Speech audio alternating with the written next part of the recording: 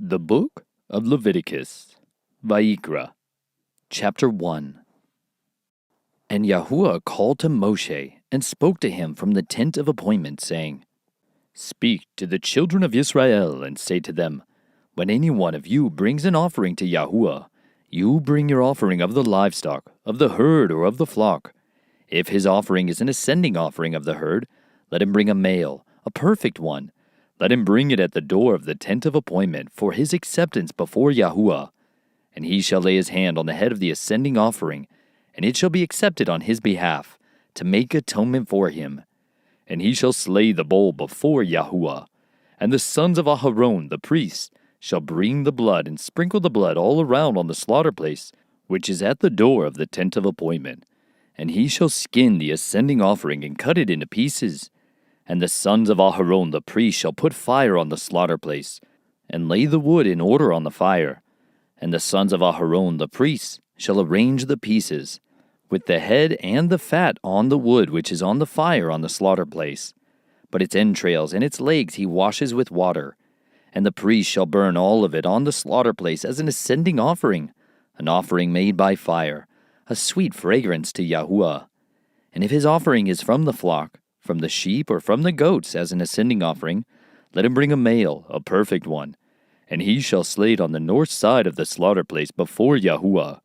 And the sons of Aharon the priest shall sprinkle its blood on the slaughter place all around, and he shall cut it into pieces, with its head and its fat, and the priest shall arrange them on the wood which is on the fire on the slaughter place. But the entrails and the legs he washes with water, and the priest shall bring it all, and burn it on the slaughter place. It is an ascending offering, an offering made by fire, a sweet fragrance to Yahuwah. And if the ascending offering of his offering to Yahuwah is of birds, then he shall bring his offering of turtle doves or young pigeons. And the priest shall bring it to the slaughter place, and shall wring off its head, and burn it on the slaughter place. And its blood shall be drained out at the side of the slaughter place. And he shall remove its crop with its feathers, and throw it beside the slaughter place on the east side, into the place for ashes, and he shall split it at its wings, but not sever it. And the priest shall burn it on the slaughter place, on the wood that is on the fire. It is an ascending offering, an offering made by fire, a sweet fragrance to Yahuwah. Chapter 2. And when anyone brings a grain offering to Yahuwah, his offering is to be of fine flour, and he shall pour oil on it, and put frankincense on it. And he shall bring it to the sons of Aharon the priests, and he shall take from it his hand, filled with fine flour and oil with all the frankincense. And the priest shall burn it as a remembrance portion on the slaughter place, an offering made by fire, a sweet fragrance to Yahuwah. And the rest of the grain offering is for Aharon and his sons, most set apart of the offerings to Yahuwah by fire. And when you bring as an offering a grain offering baked in the oven, it is of unleavened cakes of fine flour mixed with oil, or unleavened thin cakes anointed with oil. But if your offering is a grain offering on the griddle, it is of fine flour, unleavened, mixed with oil. Divide it into bits and pour oil on it. It is a grain offering. And if your offering is a grain offering in a stewing pot, it is made of fine flour with oil. And you shall bring to Yahuwah the grain offering that is made of these, and shall present it to the priest. And he shall bring it to the slaughter place. And the priest shall take from the grain offering a remembrance portion, and burn it on the slaughter place, an offering made by fire, a sweet fragrance to Yahuwah. And the rest of the grain offering is for Aharon and his sons, most set apart of the offerings to Yahuwah made by fire. No grain offering which you bring to Yahuwah is made with leaven, for you do not burn any leaven, or any honey in an offering to Yahuwah made by fire. Bring them to Yahuwah as an offering of the first fruits, but they are not burned on the slaughter place for a sweet fragrance. And season with salt every offering of your grain offering, and do not allow the salt of the covenant of your Elohim to be lacking from your grain offering. With all your offerings you bring salt. And if you bring a grain offering of your first fruits to Yahuwah, bring for the grain offering of your first fruits green heads of grain roasted on the fire, crushed heads of new grain. And you shall put oil on it, and lay frankincense on it. It is a grain offering. And the priest shall burn the remembrance portion from its crushed grain and from its oil, with all the frankincense, an offering made by fire to Yahuwah. Chapter 3. And if that which he presents is a slaughtering of peace offerings, if he is bringing it of the herd, whether male or female, he brings a perfect one before Yahuwah. And he shall lay his hand on the head of his offering, and slay it at the door of the tent of appointment. And the sons of Aharon, the priests, shall sprinkle the blood on the slaughter place all around. And from the slaughtering of peace offerings he shall bring a fire offering to Yahuwah, the fat that covers the entrails, and all the fat that is on the entrails, and the 2 kidneys, and the fat that is on them by the loins, and the appendage on the liver which he removes with the kidneys. And the sons of Aharon shall burn it on the slaughter place, upon the ascending offering, which is on the wood, which is on the fire as an offering made by fire, a sweet fragrance to Yahuwah. And if that which he presents is from the flock, for a slaughtering of peace offerings to Yahuwah, male or female, he brings a perfect one. If he is bringing a lamb as his offering, then he shall bring it before Yahuwah, and shall lay his hand on the head of his offering, and slay it in front of the tent of appointment. And the sons of Aharon shall sprinkle its blood on the slaughter place round about. And from the slaughtering of peace offerings he shall bring near, as a fire offering to Yahuwah, its fat, all the fat tail which he removes close to the backbone, and the fat that covers the entrails, and all the fat that is on the entrails, and the 2 kidneys, and the fat that is on them by the loins, and the appendage on the liver which he removes with the kidneys. And the priest shall burn them on the slaughter place as food, an offering made by fire to Yahuwah. And if his offering is a goat, then he shall bring it before Yahuwah, and shall lay his hand on its head, and slay it before the tent of appointment. And the sons of Aharon shall sprinkle its blood on the slaughter place all around, and from it he shall bring his offering, as an offering made by fire to Yahuwah, the fat that covers the entrails, and all the fat that is on the entrails, and the 2 kidneys, and the fat that is on them by the loins, and the appendage on the liver, which he removes with the kidneys. And the priest shall burn them on the slaughter place as food, an offering made by fire for a sweet fragrance.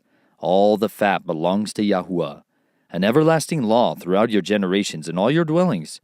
You do not eat any fat or any blood. Chapter 4.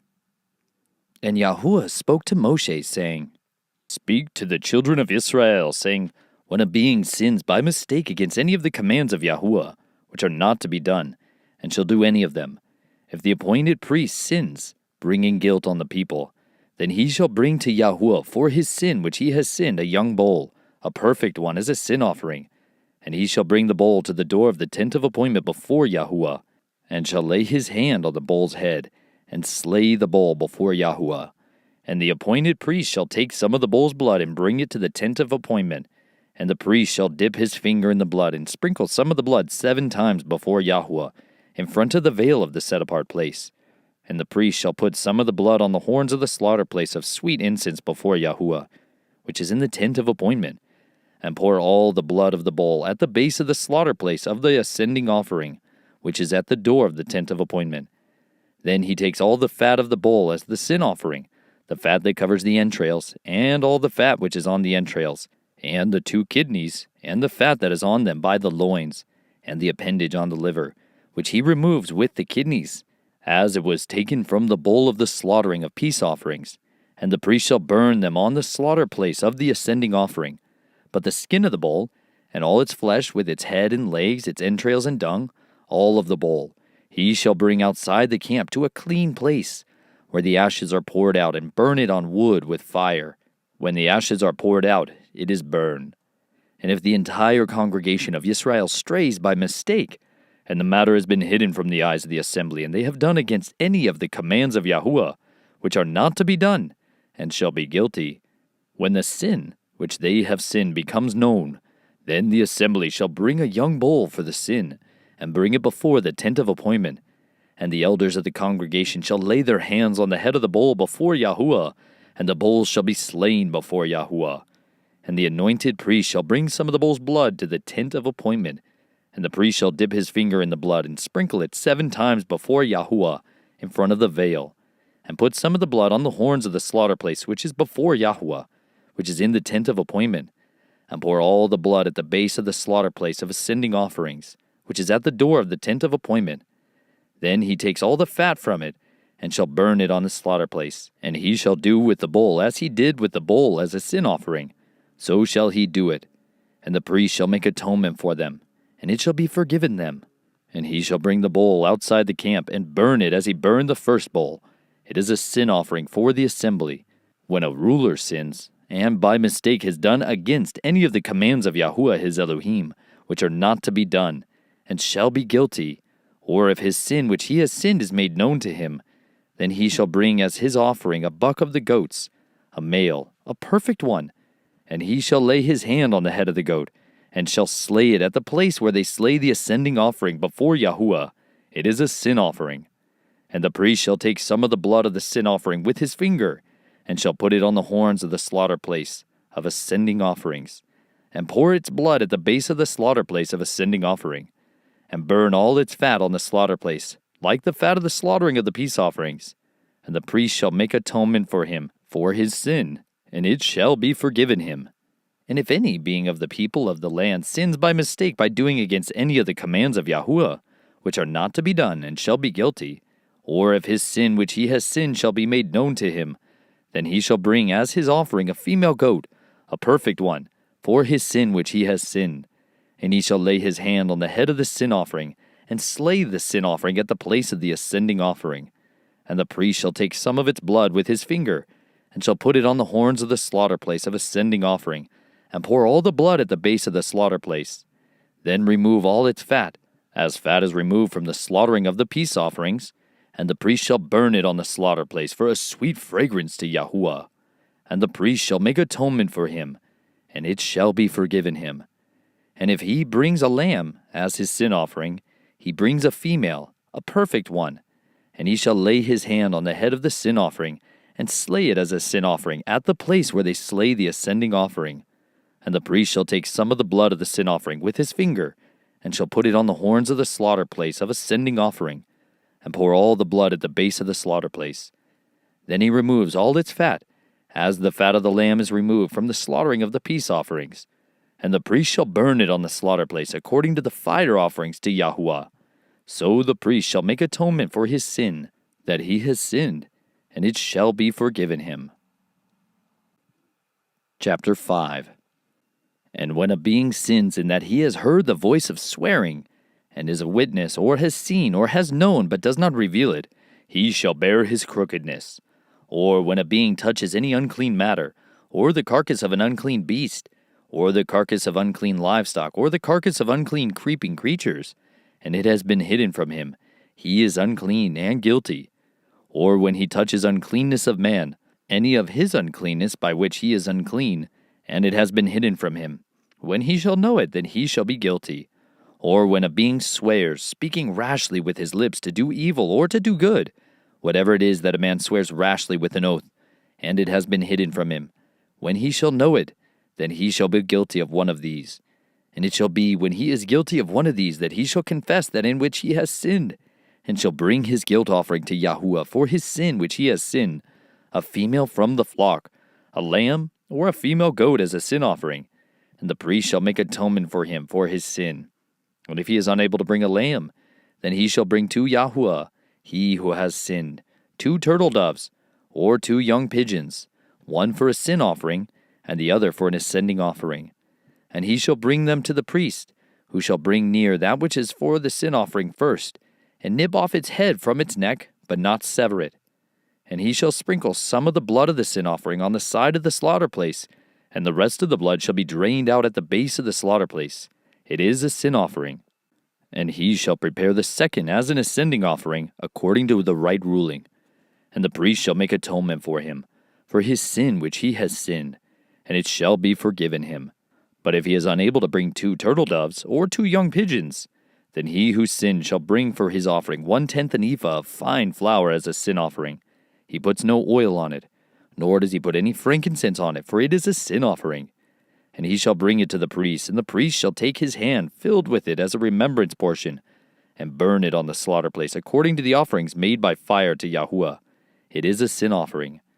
And the priest shall make atonement for him, for his sin that he has sinned in any of these, and it shall be forgiven him. And it shall be the priest like a grain offering. And Yahuwah spoke to Moshe, saying, When a being commits a trespass and has sinned by mistake against the set-apart matters of Yahuwah, Then he shall bring to Yahuwah as his guilt offering a ram, a perfect one, from the flock, with your valuation in shekels of silver, according to the shekel of the set-apart place, as a guilt offering. And he shall make good for the sin that he has done against that which is set apart, and shall add 1/5 to it, and give it to the priest. And the priest shall make atonement for him with the ram of the guilt offering, and it shall be forgiven him. And when any being sins, and has done what is not to be done, against any of the commands of Yahuwah, though he knew it not, yet he shall be guilty, and shall bear his crookedness. Then he shall bring to the priest a ram, a perfect one, from the flock, with your valuation as a guilt offering. And the priest shall make atonement for his mistake he committed unintentionally, though he did not know it, and it shall be forgiven him. It is a guilt offering. He was truly guilty before Yahuwah. Chapter 6. And Yahuwah spoke to Moshe, saying, When any being sins and committed a trespass against Yahuwah, and has lied to his neighbor about a deposit, or about a pledge, or about a robbery, or shall extort from his neighbor, or has found what was lost and has lied concerning it, or did swear falsely, so that he sins in regard to any one of all these that a man does, then it shall be when he sins, and shall be guilty, that he shall return what he took by robbery, or what he has extorted, or the deposit which was deposited with him, or the lost item which he found, or all that about which he swore falsely. He shall repay its total value, add 1/5 more to it, and give it to whom it belongs, on the day of his guilt offering.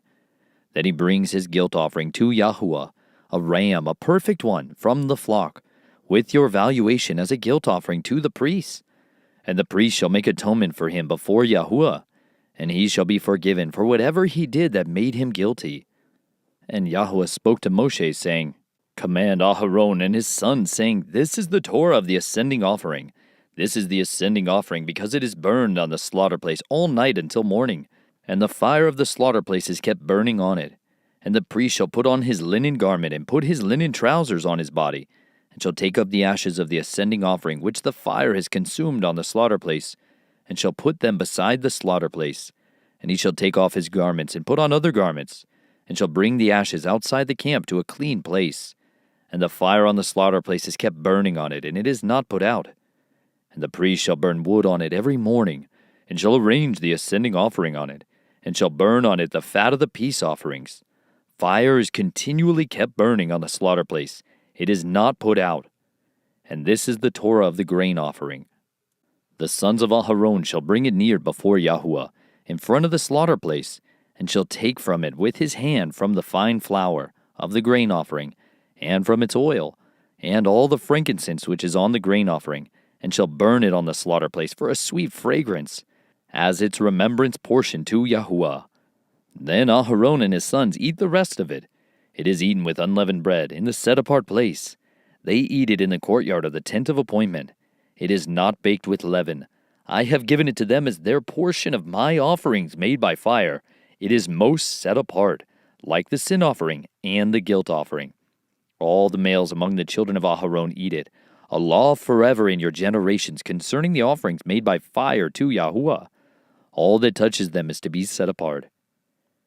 And Yahuwah spoke to Moshe, saying, This is the offering of Aharon and his sons which they bring near to Yahuwah, beginning on the day when he is anointed. 1/10 of an ephah of fine flour as a daily grain offering, half of it in the morning and half of it in the evening. It is made on a griddle with oil. Bring it in mixed. Bring the baked portions of the grain offering near, a sweet fragrance to Yahuwah. And the anointed priest from among his sons who is in his place prepares it, a law forever to Yahuwah. All of it has to be burned, and every grain offering for the priest is completely burned. It is not eaten. And Yahuwah spoke to Moshe, saying, Speak to Aharon and to his sons, saying, This is the Torah of the sin offering in the place where the ascending offering is slain. The sin offering is slain before Yahuwah. It is most set apart. The priest who is making atonement eats it. In the set-apart place it is eaten, in the courtyard of the tent of appointment. All that touches its flesh is to be set apart. And when its blood is sprinkled on any garment, you wash that on which it was sprinkled in a set-apart place. But the earthen vessel in which it is cooked is to be broken, And if it is cooked in a bronze pot, then it is scoured and rinsed in water. Every male among the priests eats it. It is most set apart. And no sin offering from which any of the blood is brought into the tent of appointment to make atonement in the set apart place is eaten. It is burned with fire. Chapter 7. And this is the Torah of the guilt offering. It is most set apart.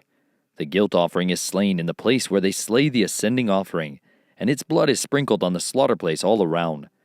Then he brings from it all its fat, the fat tail, and the fat that covers the entrails, and the 2 kidneys, and the fat that is on them by the loins, and the appendage on the liver, which he removes with the kidneys.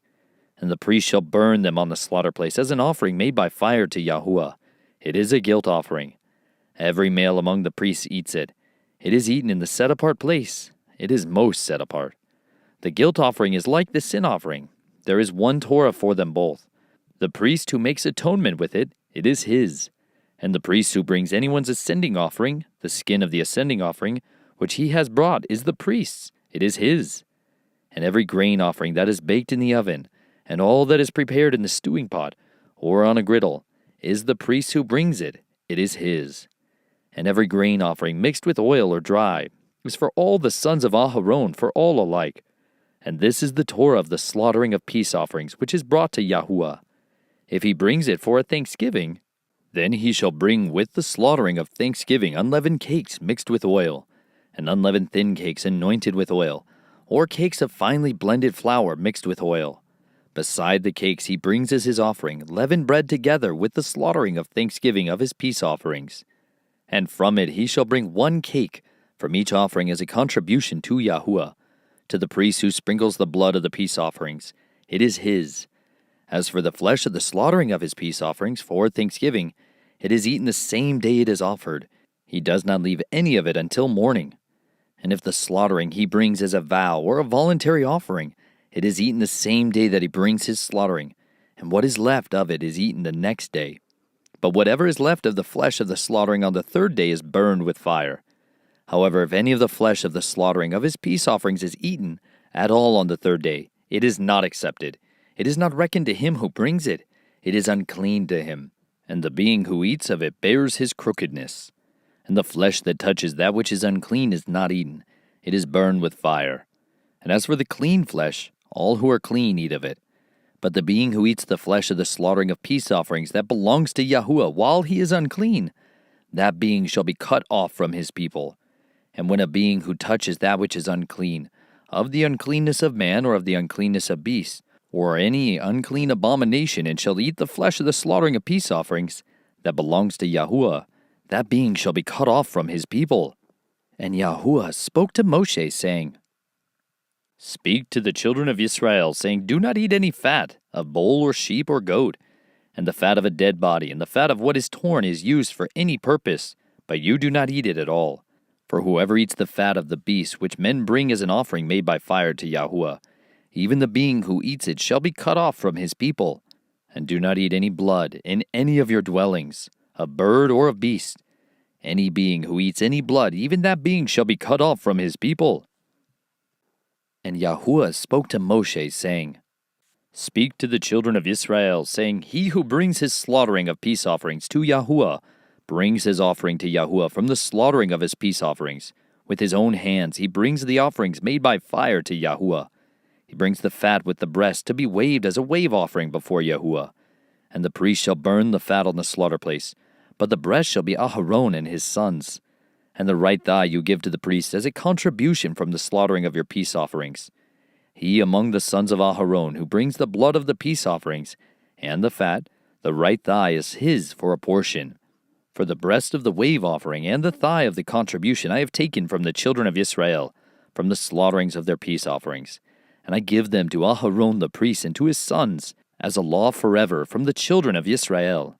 This is the anointed portion for Aharon, and the anointed portion for his sons from the offerings made by fire to Yahuwah, on the day when Moshe presented them to serve as priests to Yahuwah, which Yahuwah commanded to be given to them by the children of Israel, on the day that he anointed them, a law forever throughout their generations. This is the Torah of the ascending offering, of the grain offering, and of the sin offering, and of the guilt offering, and of the ordinations, and of the slaughtering of peace offerings, which Yahuwah commanded Moshe on Mount Sinai, on the day when he commanded the children of Israel to bring their offerings to Yahuwah in the wilderness of Sinai. Chapter 8. And Yahuwah spoke to Moshe, saying, Take Aharon and his sons with him, and the garments and the anointing oil, and the bowl of the sin offering, and the 2 rams, and the basket of unleavened bread, and assemble all the congregation at the door of the tent of appointment. And Moshe did as Yahuwah commanded him, and the congregation was assembled at the door of the tent of appointment. And Moshe said to the congregation, This is the word Yahuwah commanded to be done. So Moshe brought Aharon and his sons, and washed them with water, and put the long shirt on him, and girdled him with the girdle, and dressed him in the robe, and put the shoulder garment on him, and girded him with the embroidered band of the shoulder garment, and with it tied the shoulder garment on him, and put the breastplate on him, and put the Urim and the Thummim in the breastplate, and put the turban on his head, and on the turban, on its front, he put the golden plate, the set-apart sign of dedication, as Yahuwah had commanded Moshe. And Moshe took the anointing oil, and anointed the dwelling place, and all that was in it, and set them apart. And he sprinkled some of it on the slaughter place 7 times, and anointed the slaughter place and all its utensils, and the basin and its base, to set them apart. And he poured some of the anointing oil on Aharon's head, and anointed him to set him apart. And Moshe brought the sons of Aharon, and put long shirts on them, and girded them with girdles, and put turbans on them, as Yahuwah had commanded Moshe. And he brought the bowl for the sin offering, and Aharon and his sons laid their hands on the head of the bowl for the sin offering, and it was slain. And Moshe took the blood, and put some on the horns of the slaughter place all around with his finger, and cleansed the slaughter place. And he poured the blood at the base of the slaughter place, and set it apart, to make atonement for it. And he took all the fat that was on the entrails, and the appendage on the liver, and the 2 kidneys with their fat, and Moshe burned them on the slaughter place. And the bowl and its skin, and its flesh, and its dung, he burned with fire outside the camp, as Yahuwah had commanded Moshe. And he brought the ram of ascending offering, and Aharon and his sons laid their hands on the head of the ram, and it was slain. And Moshe sprinkled the blood on the slaughter place all around, and he cut the ram into pieces. And Moshe burned the head and the pieces and the fat, and he washed the entrails and the legs in water. And Moshe burned the entire ram on the slaughter place. It was an ascending offering for a sweet fragrance, and an offering made by fire to Yahuwah, as Yahuwah had commanded Moshe. And he brought the second ram, the ram of ordination, and Aharon and his sons laid their hands on the head of the ram, and it was slain. And Moshe took some of its blood, and put it on the tip of Aharon's right ear, and on the thumb of his right hand, and on the big toe of his right foot. And he brought near the sons of Aharon. And Moshe put some of the blood on the tips of their right ears, and on the thumbs of their right hands, and on the big toes of their right feet. And Moshe sprinkled the blood on the slaughter place all around, and took the fat, and the fat tail, and all the fat that was on the entrails, and the appendage on the liver, and the 2 kidneys in their fat, and the right thigh, and from the basket of unleavened bread that was before Yahuwah. He took 1 unleavened cake, and a cake of bread anointed with oil, and 1 thin cake, and put them on the fat and on the right thigh, and placed all these in the hands of Aharon, and in the hands of his sons, and waved them as a wave offering before Yahuwah. Moshe then took them from their hands and burned them on the slaughter place, on the ascending offering. They were ordinations for a sweet fragrance. It was an offering by fire to Yahuwah. And Moshe took the breast and waved it, a wave offering before Yahuwah. It was Moshe's portion of the ram of ordination, as Yahuwah had commanded Moshe. And Moshe took some of the anointing oil, and some of the blood which was on the slaughter place, and sprinkled it on Aharon, on his garments, and on his sons, and on the garments of his sons with him. And he set apart Aharon, his garments and his sons, and the garments of his sons with him.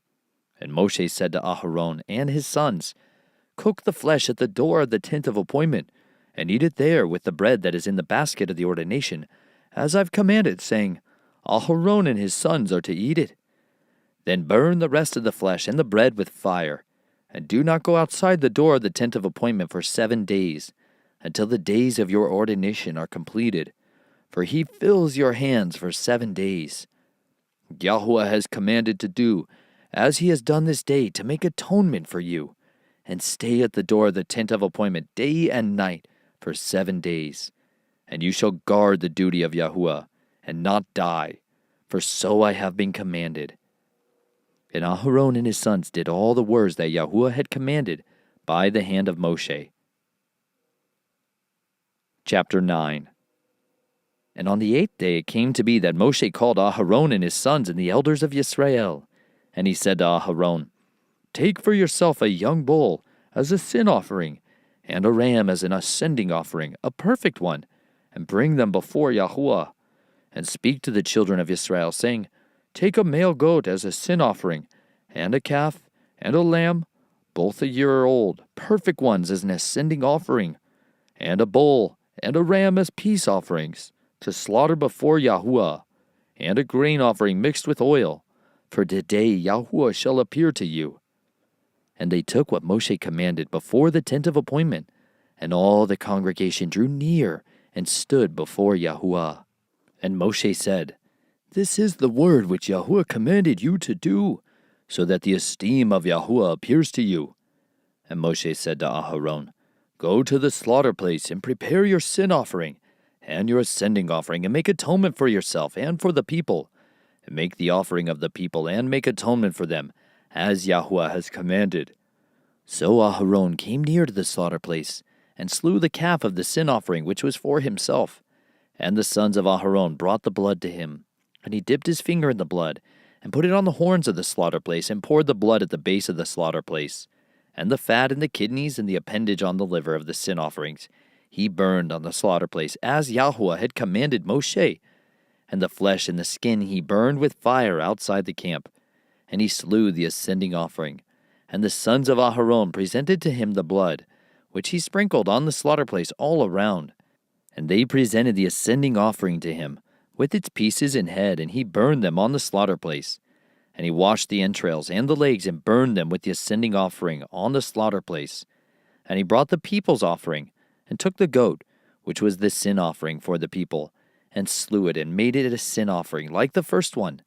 And he brought the ascending offering, and made it according to the right ruling. He also brought the grain offering, and filled his hand with it, and burned it on the slaughter place, besides the ascending offering of the morning. And he slew the bull and the ram as a slaughter of peace offerings, which were for the people. And Aharon's sons presented to him the blood, which he sprinkled on the slaughter place all around, and the fat from the bull and the ram, the fat tail and the covering, and the kidneys and the appendage on the liver. And they placed the fat on the breasts, and he burned the fat on the slaughter place. But the breast and the right thigh Aharon waved as a wave offering before Yahuwah, as Moshe had commanded. Aharon then lifted up his hand toward the people and blessed them, and came down from making the sin offering and the ascending offering and the peace offering. And Moshe and Aharon went into the tent of appointment, and came out and blessed the people. And the esteem of Yahuwah appeared to all the people.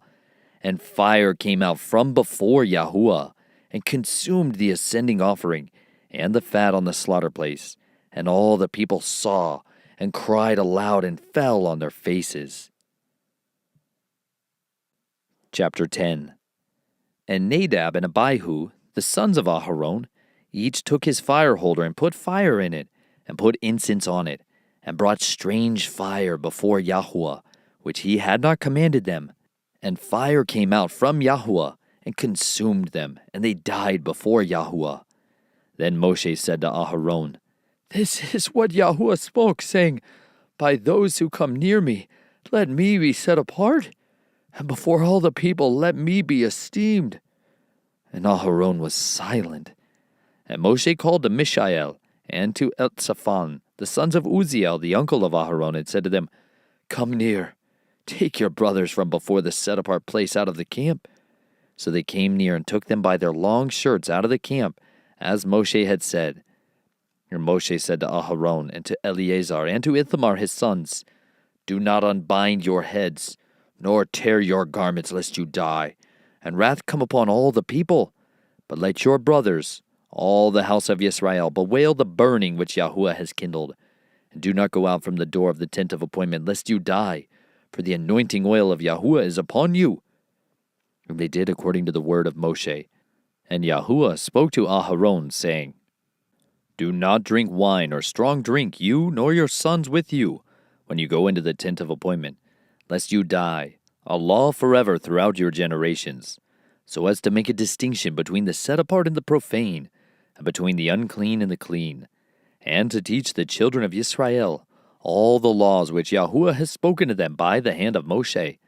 And Moshe spoke to Aharon and to Eleazar and Ithamar his sons who were left, Take the grain offering that is left over from the peace offerings made by fire to Yahuwah, and eat it without leaven beside the slaughter place, for it is most set apart. And you shall eat it in a set apart place, because it is yours by law, and your sons by law, of the offerings made by fire to Yahuwah, for so I have been commanded. And the breast of the wave offering and the thigh of the contribution you eat in a clean place, you and your sons, and your daughters with you, for they are yours by law, and your sons by law, which are given from the slaughterings of peace offerings of the children of Israel. The thigh of the contribution and the breast of the wave offering they bring with the offerings of fat made by fire, to bring as a wave offering before Yahuwah. And it shall be yours and your sons with you, by a law forever, as Yahuwah has commanded. And Moshe diligently looked for the goat of the sin offering, and saw it was burned up. And he was wroth with Eleazar and Ithamar, the sons of Aharon, who were left, saying, Why have you not eaten the sin offering in a set-apart place, since it is most set apart? And Elohim has given it to you to bear the crookedness of the congregation, to make atonement for them before Yahuwah. See, its blood was not brought inside the set-apart place. You should have eaten it without fail in a set-apart place, as I have commanded. And Aharon said to Moshe, See, today they have brought their sin offering and their ascending offering before Yahuwah, and matters like these have come to me. If I had eaten the sin offering today, would it have been right in the eyes of Yahuwah? And when Moshe heard that, it was good in his eyes. Chapter 11. And Yahuwah spoke to Moshe and to Aharon, saying to them, Speak to the children of Israel, saying, These are the living creatures which you do eat among all the beasts that are on the earth. Whatever has a split hoof completely divided, chewing the cud, among the beasts, that you do eat. Only these you do not eat among those that chew the cud, or those that have a split hoof. The camel, because it chews the cud, but does not have a split hoof, it is unclean to you. And the rabbit, because it chews the cud, but does not have a split hoof, it is unclean to you. And the hare, because it chews the cud, but does not have a split hoof, it is unclean to you. And the pig, though it has a split hoof, completely divided, yet does not chew the cud, it is unclean to you. Their flesh you do not eat, and their carcasses you do not touch. They are unclean to you. These you do eat of all that are in the waters, any that has fins and scales in the waters, in the seas or in the rivers, that you do eat. But all that have not fins and scales in the seas and in the rivers, all that move in the waters, or any living being which is in the waters, they are an abomination to you. They are an abomination to you. Of their flesh you do not eat, and their carcasses you abominate. All that have not fins or scales in the waters are an abomination to you, and these you do not abominate among the birds. They are not eaten. They are an abomination. The eagle and the vulture and the black vulture, and the hawk and the falcon after its kind, every raven after its kind, and the ostrich and the nighthawk and the seagull, and the hawk after its kind, and the little owl, and the fisher owl, and the great owl, and the white owl, and the pelican, and the carrion vulture, and the stork, the heron after its kind, and the hoopie, and the bat. All flying insects that creep on all fours is an abomination to you. Only these you do eat of every flying insect that creeps on all fours, those which have jointed legs above their feet, with which to leap on the earth. These of them you do eat. The arbel locust after its kind, and the solam locust after its kind, and the chargal locust after its kind, and the chagab locust after its kind. But all other flying insects which have 4 feet are an abomination to you. And by these you are made unclean. Anyone touching the carcass of any of them is unclean until evening. And anyone picking up part of the carcass of any of them has to wash his garments, and shall be unclean until evening.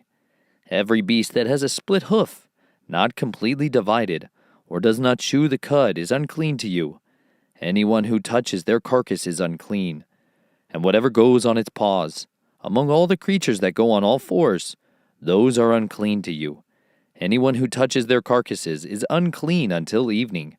And he who picks up their carcass has to wash his garments, and shall be unclean until evening. They are unclean to you. And these are unclean to you among the creeping creatures that creep on the earth, the mole and the mouse, and the tortoise after its kind, and the gecko and the land crocodile, and the sand reptile, and the sand lizard, and the chameleon. These are unclean to you among all that creep. Anyone who touches them when they are dead becomes unclean until evening. And whatever any of them, in its dead state, falls upon, becomes unclean. Whether it is any wooden object, or garment, or skin, or sack, any object in which work is done, it is put in water, and it shall be unclean until evening. Then it shall be clean. Any earthen vessel, into which any of them falls, whatever is in it becomes unclean, and you break it.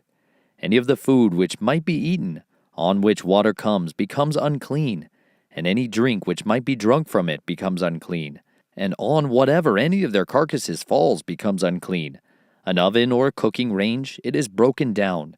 They are unclean, and are unclean to you. But a fountain or well, a collection of water is clean, but whatever touches their carcass is unclean. And when any of their carcass falls on any planting seed, which is to be sown, it is clean. But when any water is put on the seed, and any part of any such carcass falls on it, it is unclean to you.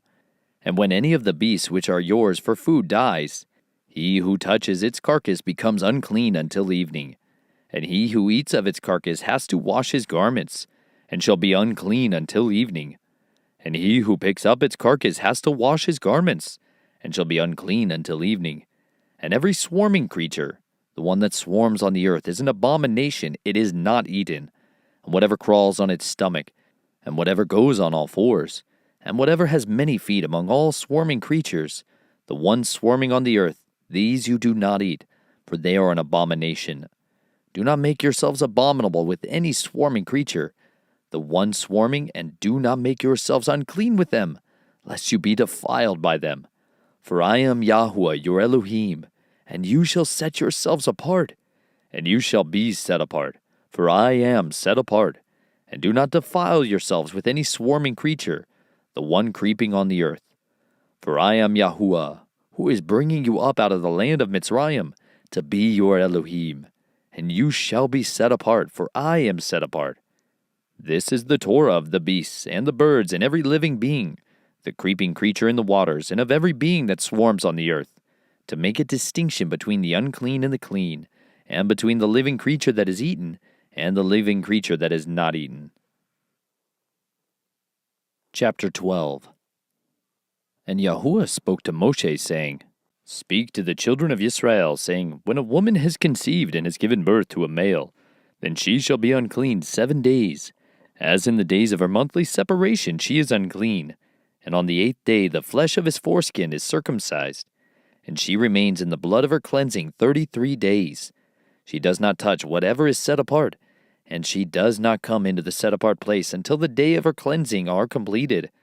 But if she gives birth to a female child, then she shall be unclean for 2 weeks, as in her monthly separation, and she remains in the blood of her cleansing for 66 days.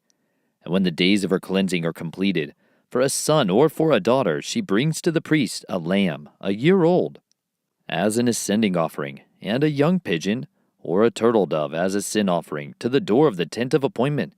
And he shall bring it before Yahuwah, and make atonement for her, and she shall be cleansed from the flow of her blood. This is the Torah for her who has given birth to a male or female. And if she is not able to bring a lamb, then she shall bring 2 turtle doves, or 2 young pigeons. One is an ascending offering, and the other is a sin offering. And the priest shall make atonement for her, and she shall be clean. Chapter 13.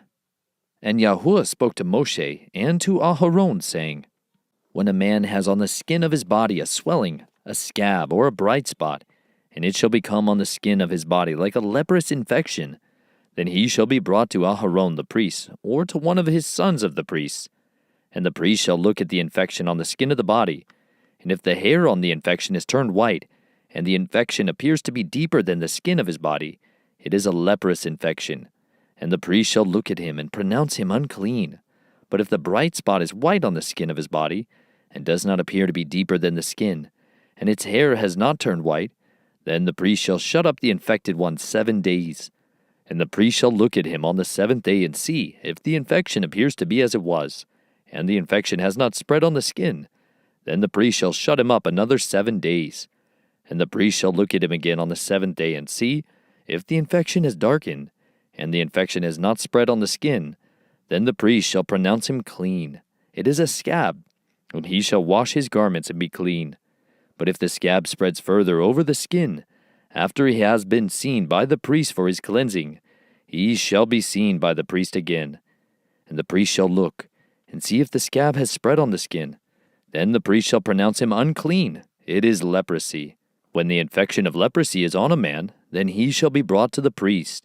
And the priest shall look and see if the swelling on the skin is white, and it has turned the hair white, and there is a spot of raw flesh in the swelling. It is an old leprosy on the skin of his body. And the priest shall pronounce him unclean. He does not shut him up, for he is unclean.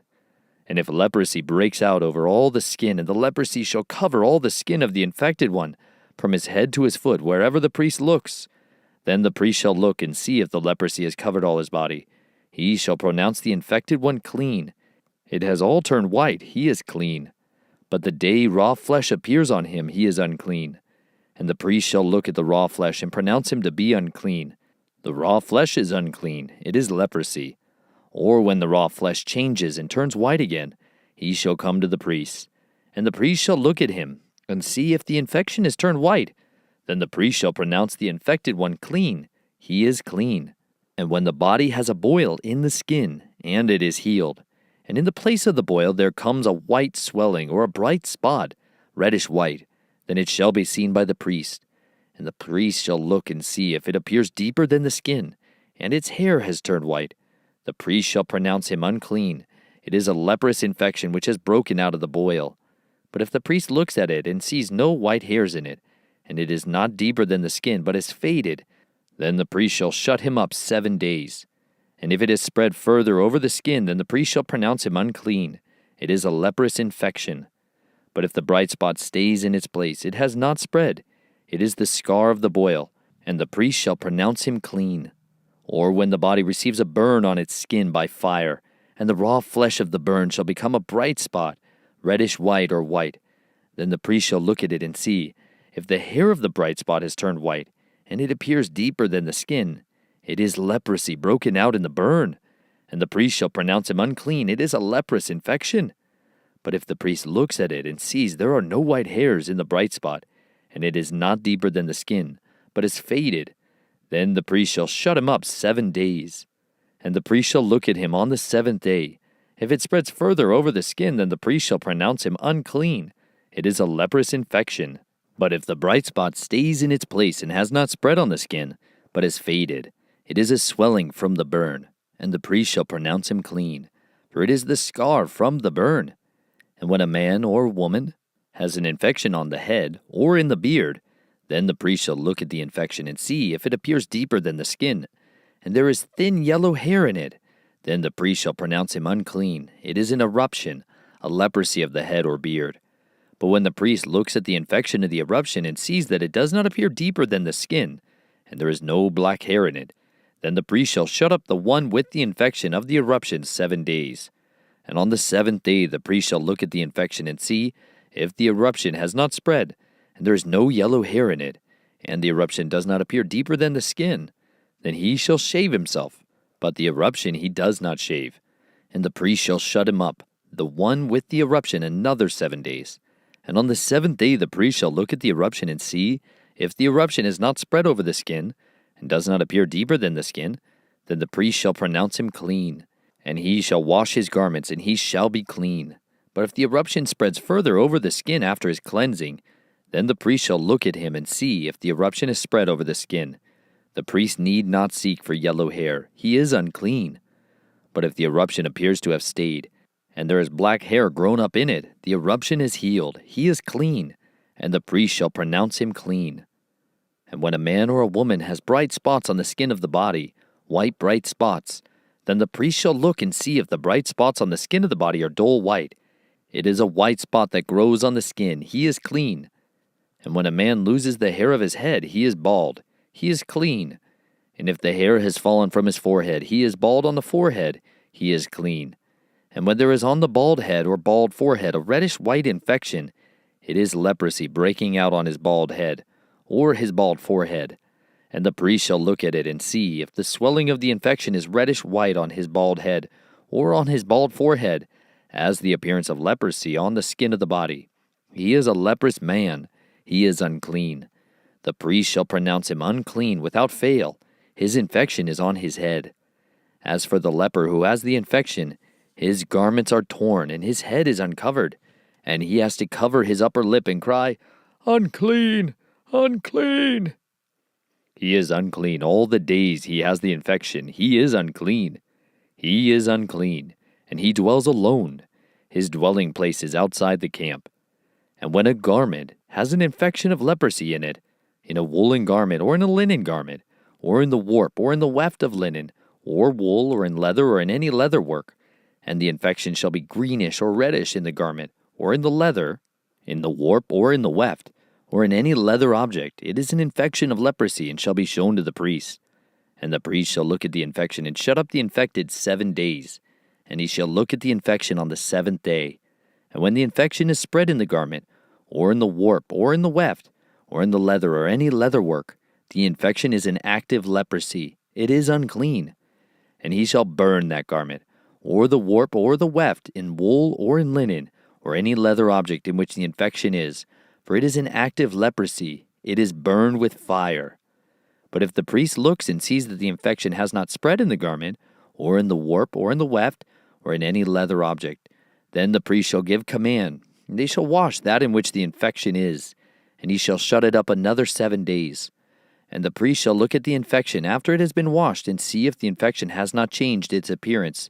Though the infection has not spread, it is unclean, and burn it with fire. It is eaten away in its inside or outside.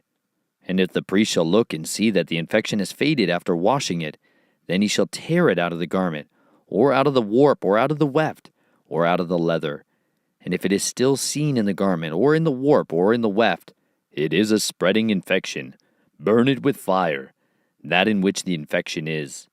And if you wash the garment, or the warp, or the weft, or any leather object, if the infection has disappeared from it, then it shall be washed a 2nd time, and shall be clean.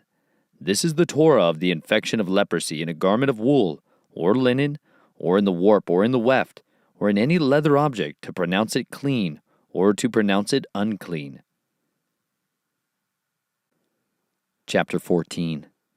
And Yahuwah spoke to Moshe, saying, This shall be the Torah of the leper for the day of his cleansing. He shall be brought to the priests. And the priest shall go out of the camp, and the priest shall look and see if the leprosy is healed in the leper.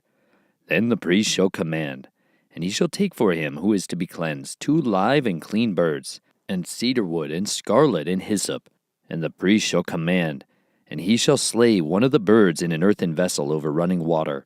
Let him take the live bird, and the cedar wood, and the scarlet, and the hyssop, and dip them and the live bird in the blood of the bird that was slain over the running water. And he shall sprinkle it 7 times on him who is to be cleansed from the leprosy, and shall pronounce him clean, and shall let the live bird loose in the open field.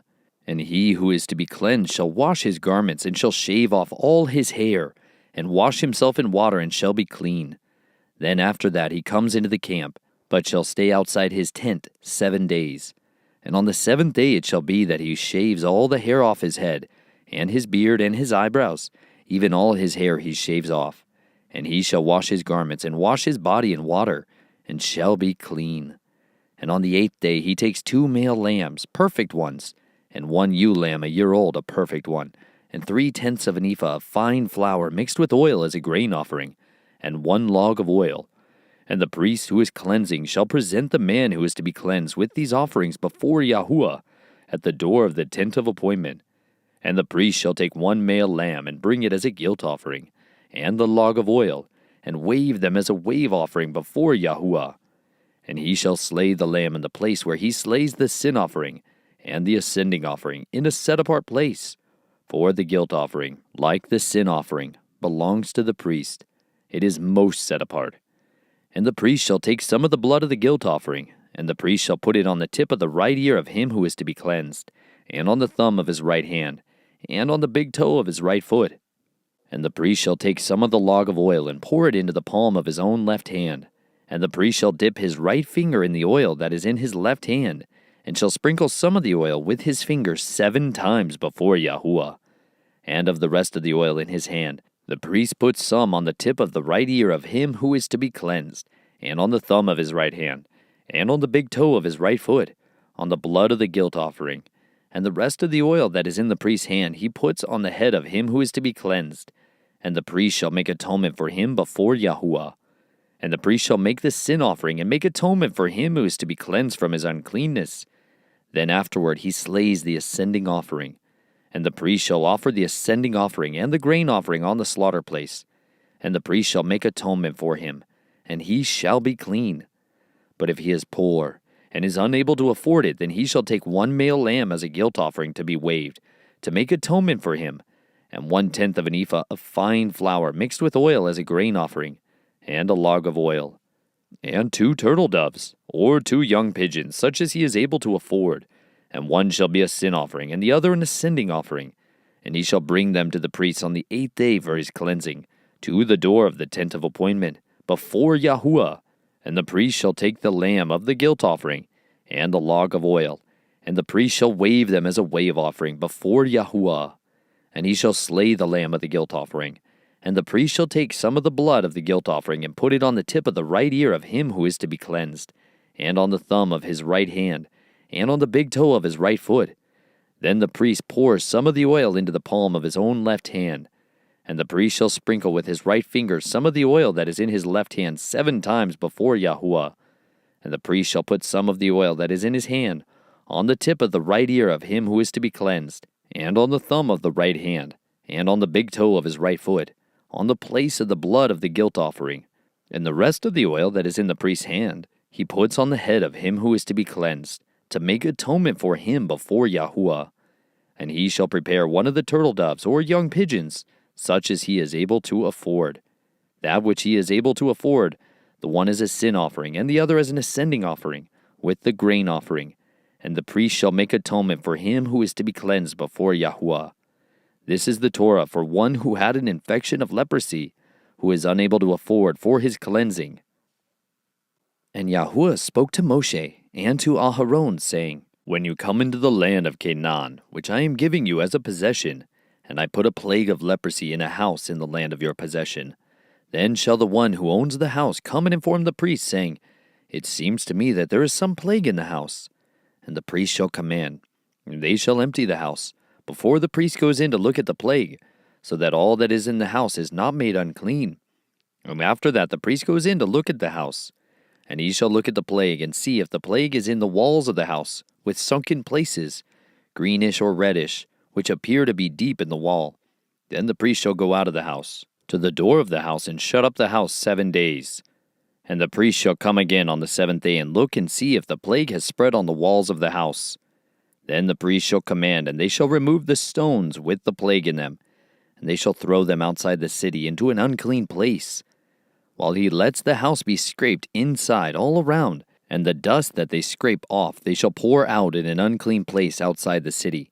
And they shall take other stones and put them in the place of those stones, and take other mortar and plaster the house. And if the plague comes back and breaks out in the house, after he has removed the stones, after he has scraped the house, and after it is plastered, then the priest shall come and look and see if the plague has spread in the house.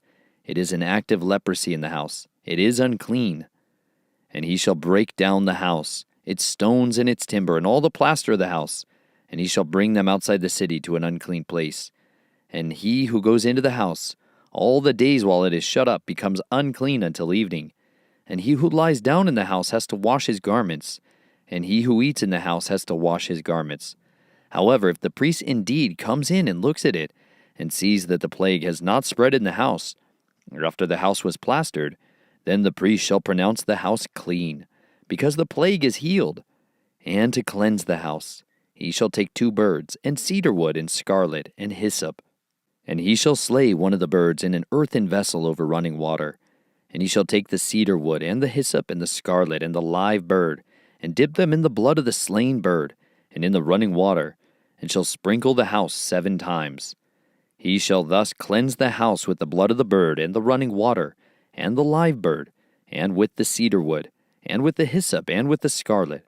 And he shall let the live bird loose outside the city in the open field, and shall make atonement for the house, and it shall be clean. This is the Torah for any infection of leprosy, and eruption, and for leprosy of a garment, and of a house, and for a swelling, and for a scab, and for a bright spot, to teach them when it is unclean, and when it is clean. This is the Torah of leprosy. Chapter 15. And Yahuwah spoke to Moshe and to Aharon, saying, Speak to the children of Israel, and say to them, When any man has a discharge from his flesh, his discharge is unclean. And this is his uncleanness in regard to his discharge, whether his flesh runs with his discharge, or his flesh is stopped up by his discharge. It is his uncleanness. Any bed becomes unclean on which he who has the discharge lies, and any object on which he sits becomes unclean.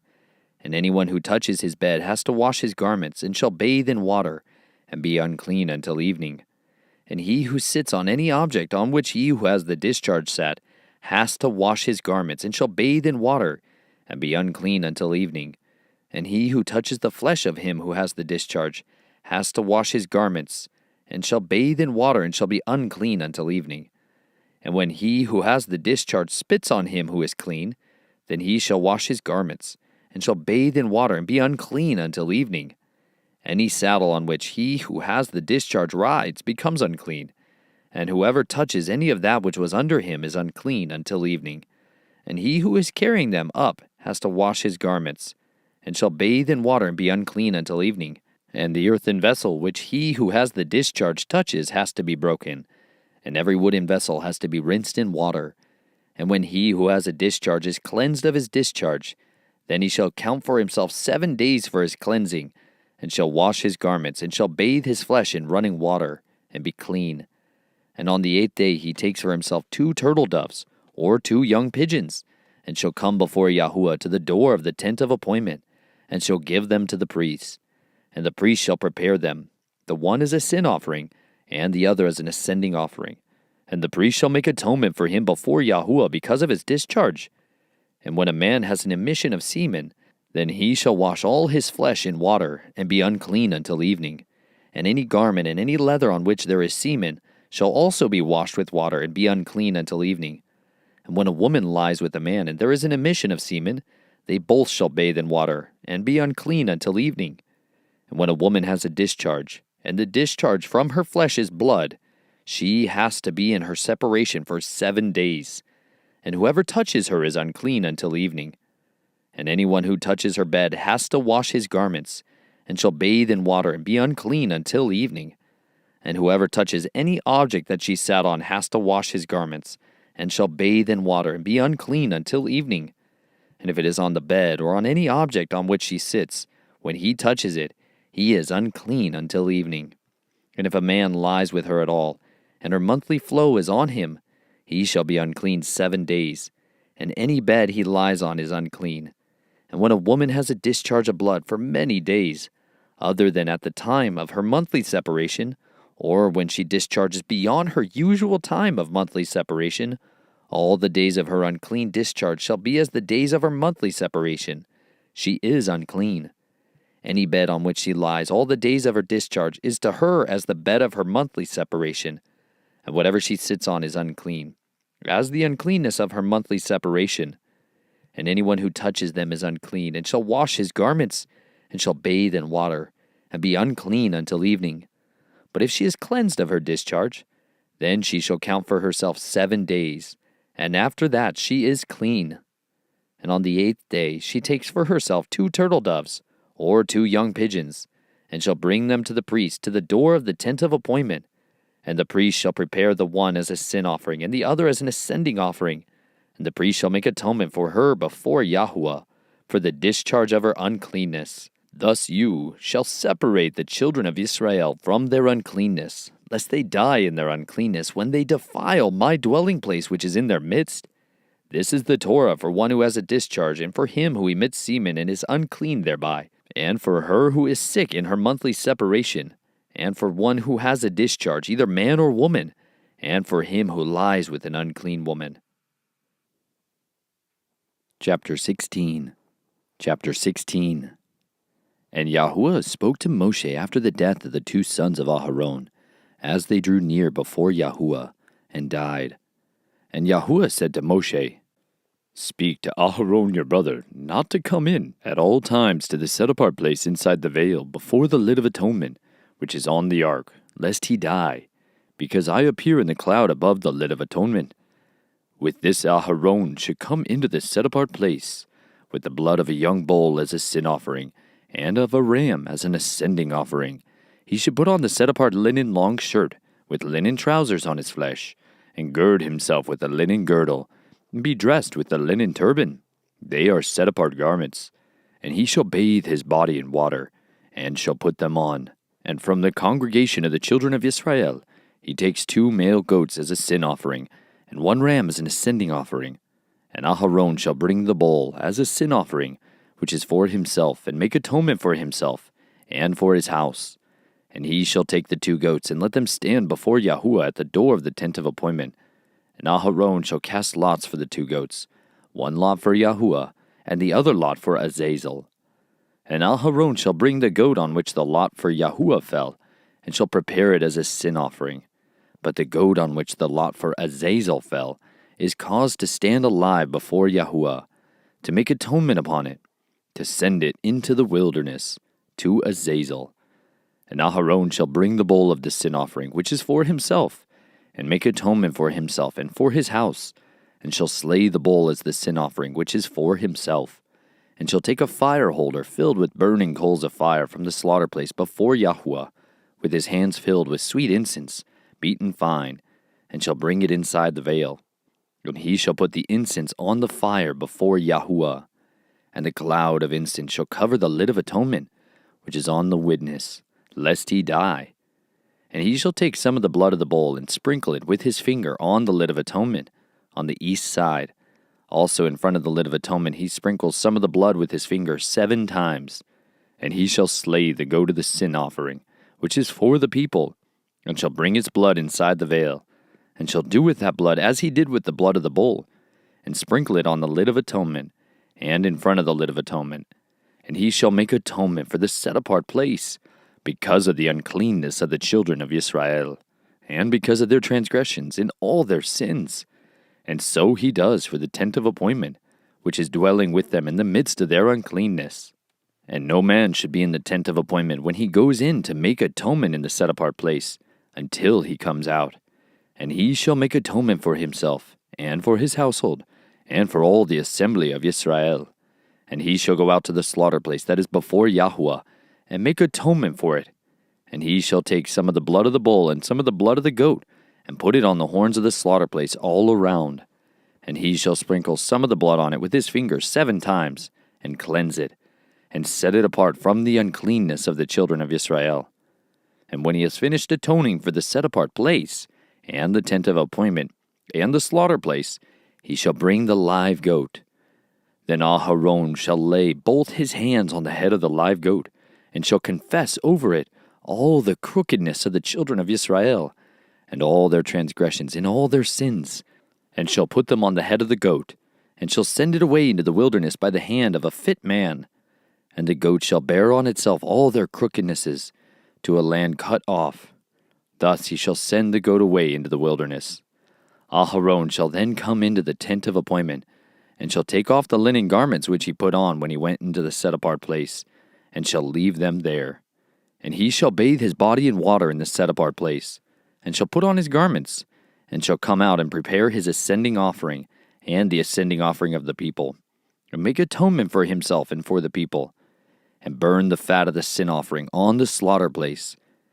And he who sent away the goat to Azazel washes his garments, and shall bathe his body in water. And afterward he comes into the camp.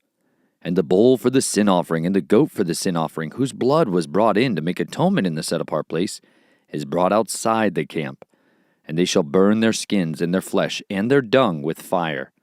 And he who burns them washes his garments, and shall bathe his body in water. And afterward he comes into the camp. And this shall be for you a law forever. In the 7th new moon, on the 10th day of the new moon, you afflict your beings and do no work, the native or the sojourner who sojourns among you. For on that day he makes atonement for you, to cleanse you, to be clean from all your sins before Yahuwah. It is a Sabbath of rest for you, and you shall afflict your beings, a law forever. And the priest who is anointed and ordained to serve as priest in his father's place shall make atonement, and shall put on the linen garments, the set-apart garments, and he shall make atonement for the most set-apart place, and make atonement for the tent of appointment, and for the slaughter place, and make atonement for the priests, and for all the people of the assembly. And this shall be for you a law forever, to make atonement for the children of Israel, for all their sins, once a year. And he did as Yahuwah commanded him. Chapter 17. And Yahuwah spoke to Moshe, saying, Speak to Aharon, to his sons, and to all the children of Israel, and say to them, This is the word which Yahuwah has commanded, saying, Any man from the house of Israel who slays a bull or a lamb, or a goat in the camp, or who slays it outside the camp, and does not bring it to the door of the tent of appointment, to bring an offering to Yahuwah before the dwelling place of Yahuwah, blood guilt is reckoned to that man. He has shed blood, and that man shall be cut off from among his people, in order that the children of Israel bring their slaughterings which they slaughter in the open field, and they shall bring them to Yahuwah at the door of the tent of appointment, to the priest, and slaughter them as slaughterings of peace offerings to Yahuwah. And the priest shall sprinkle the blood on the slaughter place of Yahuwah at the door of the tent of appointment, and shall burn the fat for a sweet fragrance to Yahuwah. And let them no longer slaughter their slaughterings to demons, after whom they whored. This is a law forever for them throughout their generations. And say to them, Any man of the house of Israel, or of the sojourners who sojourn among you, who offers an ascending offering or slaughtering, and does not bring it to the door of the tent of appointment to do it to Yahuwah, that man shall be cut off from among his people. And any man of the house of Israel, or of the sojourners who sojourn among you, who eats any blood, I shall set my face against that being who eats blood, and shall cut him off from among his people. For the life of the flesh is in the blood. And I have given it to you upon the slaughter place, to make atonement for your lives. For it is the blood that makes atonement for the life. Therefore I said to the children of Israel, No being among you eats blood, nor does any sojourner who sojourns among you eat blood. And any man from the children of Israel, or from the sojourner who sojourns among you, who hunts and catches any beast or bird which is eaten, shall pour out its blood and cover it with dust. For it is the life of all flesh. Its blood is for its life. And I said to the children of Israel, Do not eat the blood of any flesh, for the life of all flesh is its blood. Anyone eating it is cut off. And any being who eats a carcass or what was torn by a beast, be he a native or a sojourner, he shall wash his garments and bathe in water, and shall be unclean until evening. Then he shall be clean. And if he does not wash or bathe his body, then he shall bear his crookedness. Chapter 18. And Yahuwah spoke to Moshe, saying, Speak to the children of Israel, and say to them, I am Yahuwah, your Elohim. Do not do as they do in the land of Mitzrayim, where you dwelt, and do not do as they do in the land of Canaan, where I am bringing you, and do not walk in their laws. Do my right rulings, and guard my laws to walk in them. I am Yahuwah, your Elohim. And you shall guard my laws and my right rulings, which a man does, and lives by them. I am Yahuwah. No one is to approach any one of his own flesh, to uncover his nakedness. I am Yahuwah. The nakedness of your father or the nakedness of your mother you do not uncover. She is your mother. You do not uncover her nakedness. The nakedness of your father's wife you do not uncover. It is your father's nakedness. The nakedness of your sister, the daughter of your father, or the daughter of your mother, whether born at home or elsewhere. Their nakedness you do not uncover. The nakedness of your son's daughter or daughter's daughter, their nakedness you do not uncover, for theirs is your own nakedness. The nakedness of your father's wife's daughter, brought forth by your father, she is your sister. You do not uncover her nakedness. The nakedness of your father's sister you do not uncover. She is your father's flesh. The nakedness of your mother's sister you do not uncover, for she is your mother's flesh. The nakedness of your father's brother you do not uncover. You do not approach his wife, she is your aunt.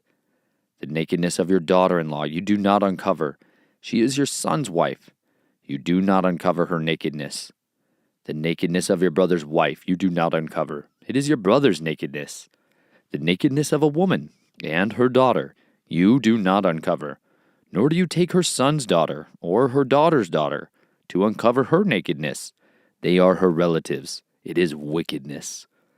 And do not take a woman as a rival to her sister to uncover her nakedness while the other is alive.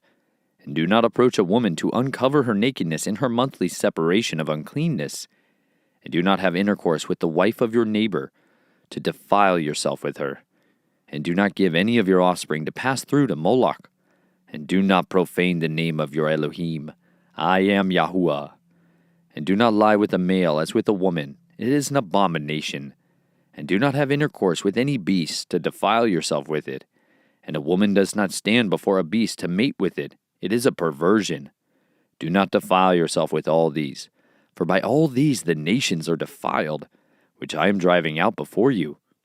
Thus the land became defiled. Therefore I punished it for its crookedness, and the land vomited out its inhabitants. But you shall guard my laws and my right rulings, and not do any of these abominations, the native nor the sojourner who sojourns among you, because the men of the land who are before you have done all these abominations, and thus the land became defiled. So let not the land vomit you out for defiling it, as it vomited out the nations that were before you. For whoever does any of these abominations, those beings who do them, shall be cut off from among their people. And you shall guard my charge, so as to not do any of these abominable laws which were done before you, so as not to defile yourself by them. I am Yahuwah, your Elohim. Chapter 19. And Yahuwah spoke to Moshe, saying, Speak to all the congregation of the children of Israel, and say to them, Be set apart, for I, Yahuwah, your Elohim, am set apart. Each one of you should fear his mother and his father, and guard my Sabbaths. I am Yahuwah, your Elohim. Do not turn to idols, and do not make for yourself molded mighty ones. I am Yahuwah, your Elohim. And when you slaughter a slaughtering of peace offerings to Yahuwah, slaughter it for your acceptance. It is eaten the same day you slaughter it, and on the next day, and that which is left on the third day is burned with fire. So if it is eaten at all on the third day, it is abominable. It is not accepted. And he who eats it bears his crookedness, because he has profaned the set-apart offering of Yahuwah, and that being shall be cut off from his people. And when you reap the harvest of your land, do not completely reap the corners of your field, or gather the gleanings of your harvest. And do not glean your vineyard, or gather every grape of your vineyard. Leave them for the poor and the sojourner. I am Yahuwah, your Elohim. Do not steal. Do not lie. Do not deceive one another. And do not swear falsely by my name, and so profane the name of your Elohim. I am Yahuwah. Do not oppress your neighbor or rob him. The wages of him who is hired is not to remain with you all night until morning. Do not curse the deaf or put a stumbling block before the blind, but fear your Elohim. I am Yahuwah. Do no unrighteousness in right ruling.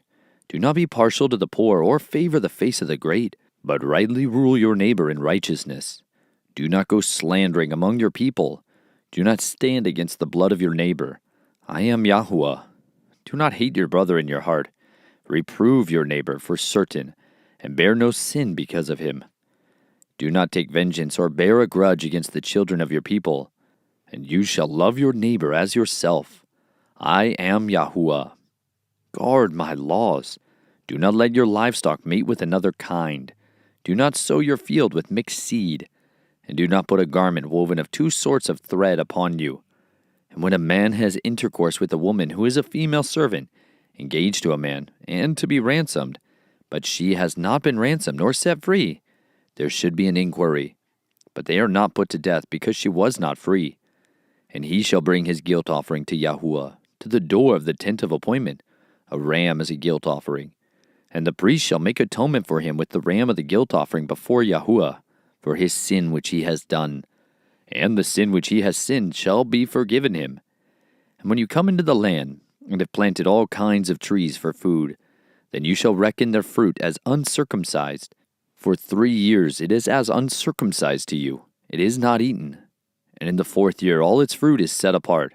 Praises to Yahuwah. And in the 5th year you eat its fruit, so that it increases its yield to you. I am Yahuwah your Elohim. Do not eat meat with the blood. Do not practice divination or magic. Do not round the corner of your head, nor destroy the corner of your beard. And do not make any cuttings in your flesh for the dead, nor put tattoo marks on you. I am Yahuwah. Do not profane your daughter by making her a whore, so that the land does not whore, and the land becomes filled with wickedness. Guard my Sabbaths, and reverence my set-apart place. I am Yahuwah. Do not turn to mediums, and do not seek after spiritists to be defiled by them. I am Yahuwah your Elohim. Rise up before the gray-headed, and you shall favor the face of an old man, and shall fear your Elohim. I am Yahuwah. And when a sojourner sojourns with you in your land, do not oppress him. Let the sojourner who sojourns among you be to you as the native among you, and you shall love him as yourself. For you were sojourners in the land of Mitzrayim. I am Yahuwah your Elohim. Do no unrighteousness in right ruling, in measurement of length, in weight, or in measuring liquids. Have right scales, right weights, a right ephah, and a right hin. I am Yahuwah your Elohim, who brought you out of the land of Mitzrayim. And you shall guard all my laws and all my right rulings, and do them. I am Yahuwah. Chapter 20. And Yahuwah spoke to Moshe, saying, Say to the children of Israel, any man of the children of Israel, or of the sojourner who sojourns in Israel, who gives any of his offspring to Moloch, shall certainly be put to death. The people of the land shall stone him with stones. And I shall set my face against that man, and shall cut him off from the midst of his people, because he has given of his offspring to Moloch, so as to defile my set-apart place and to profane my set-apart name. And if the people of the land at all hide their eyes from the man, as he gives any of his offspring to Moloch, and they do not kill him, then I shall set my face against that man and against his clan, and shall cut him off, and all who go whoring after him, leaving go whoring after Moloch, from the midst of their people. And the being who turns to mediums and to spiritists, to go whoring after them, I shall set my face against that being, and cut him off from the midst of his people. And you shall set yourselves apart, and shall be set apart, for I am Yahuwah your Elohim. And you shall guard my laws and do them. I am Yahuwah who sets you apart. For everyone who curses his father or his mother shall certainly be put to death. He has cursed his father or his mother. His blood is on him. And a man who commits adultery with the wife of another man, who commits adultery with the wife of his neighbor, the adulterer and the adulteress shall certainly be put to death. And a man who lies with the wife of his father has uncovered the nakedness of his father. Both of them shall certainly be put to death. Their blood is upon them. And a man who lies with his daughter-in-law, both of them shall certainly be put to death. They have made confusion. Their blood is upon them. And a man who lies with a male, as he lies with a woman, both of them have done an abomination. They shall certainly be put to death. Their blood is upon them. And a man who marries a woman and her mother, it is wickedness. They are burned with fire, both he and they, that there be no wickedness in your midst. And a man who has intercourse with a beast, he shall certainly be put to death, and the beast you killed. And a woman who approaches any beast and mates with it, you shall kill the woman and the beast. They shall certainly be put to death. Their blood is upon them. And a man who takes his sister, his father's daughter, or his mother's daughter, and sees her nakedness, and she sees his nakedness, is it loving commitment? And they shall be cut off before the eyes of their people. He has uncovered his sister's nakedness. He bears his crookedness. And a man who lies with a woman during her sickness, and uncovers her nakedness, he has laid bare her flow, and she has uncovered the flow of her blood. Both of them shall be cut off from the midst of their people. And do not uncover the nakedness of your mother's sister, nor of your father's sister, for that is laying bare one's own flesh. They bear their crookedness. And a man who lies with his uncle's wife, he has uncovered his uncle's nakedness. They bear their sin. They die childless. And a man who takes his brother's wife, it is uncleanness. He has uncovered his brother's nakedness. They are childless. And you shall guard all my laws and all my right rulings, and do them, so that the land where I am bringing you to dwell does not vomit you out. And do not walk in the laws of the nation which I am driving out before you, for they do all these, and therefore I loathe them. But I say to you, you are going to possess their land, and I myself give it to you to possess it, a land flowing with milk and honey. I am Yahweh your Elohim, who has separated you from the peoples. And you shall make a distinction between clean beasts and unclean, and between unclean birds and clean. And do not make yourselves abominable by beast or by bird, or whatever creeps on the ground, which I have separated from you as unclean. And you shall be set apart to me, for I, Yahweh, am set apart, and have separated you from the peoples to be mine. And a man or a woman in whom there is a medium, or who are spiritists, shall certainly be put to death. They are to stone them with stones. Their blood is upon them. Chapter 21. And Yahuwah said to Moshe, Speak to the priests, the sons of Aharon, and say to them, No one is to be defiled for the dead among his people, except for his relatives who are nearest to him, for his mother, and for his father, and for his son, and for his daughter, and for his brother, and for his maiden sister who is near to him, who had no husband. For her he is defiled. A leader does not defile himself among his people to profane himself. They do not make any bald place on their heads, and they do not shave the corners of their beard, and they do not make a cutting in their flesh. They are set apart to their Elohim, and do not profane the name of their Elohim, for they bring the fire offerings of Yahuwah and the bread of their Elohim, and shall be set apart. They do not take a woman who is a whore, or a defiled woman, and they do not take a woman put away from her husband, for he is set apart to his Elohim. And you shall set him apart, for he brings the bread of your Elohim. He is set apart to you. For I, Yahuwah, setting you apart, am set apart. And when the daughter of any priest profanes herself by whoring, she profanes her father. She is burned with fire. And the high priest among his brothers, on whose head the anointing oil was poured, and who is ordained to wear the garments, does not unbind his head, nor tear his garments, nor come near any dead body, nor defile himself for his father or his mother, nor go out of the set-apart place, nor profane the set-apart place of his Elohim. For the sign of dedication of the anointing oil of his Elohim is upon him. I am Yahuwah. And let him take a wife in her maidenhood, a widow, or one put away, or a defiled woman, or a whore. These he does not take, but a maiden of his own people he does take as a wife. And he does not profane his offspring among his people, for I am Yahuwah, who sets him apart. And Yahuwah spoke to Moshe, saying, Speak to Aharon, saying, No man of your offspring throughout their generations, who has any defect, is to draw near to bring the bread of his Elohim. For any man who has a defect is not to draw near, a man blind, or one lame, or disfigured, or deformed, a man who has a broken foot, or a broken hand, or is a hunchback, or a dwarf, or a man who has a defect in his eye, or eczema, or scab, or is a eunuch. No man among the offspring of Aharon the priest, who has a defect, is to come near to bring the offerings made by fire to Yahuwah. He has a defect. He does not come near to bring the bread of his Elohim. He does not eat the bread of his Elohim, both the most set apart and the set apart. Only he does not go near the veil or approach the slaughter place, because he has a defect. lest he profanes my set-apart places, for I am Yahuwah, who sets them apart. Thus Moshe spoke to Aharon and his sons, and to all the children of Israel. Chapter 22. And Yahuwah spoke to Moshe, saying, Speak to Aharon and his sons, that they separate themselves from set-apart offerings of the children of Israel, and that they do not profane my set-apart name in what they set apart to me. I am Yahuwah.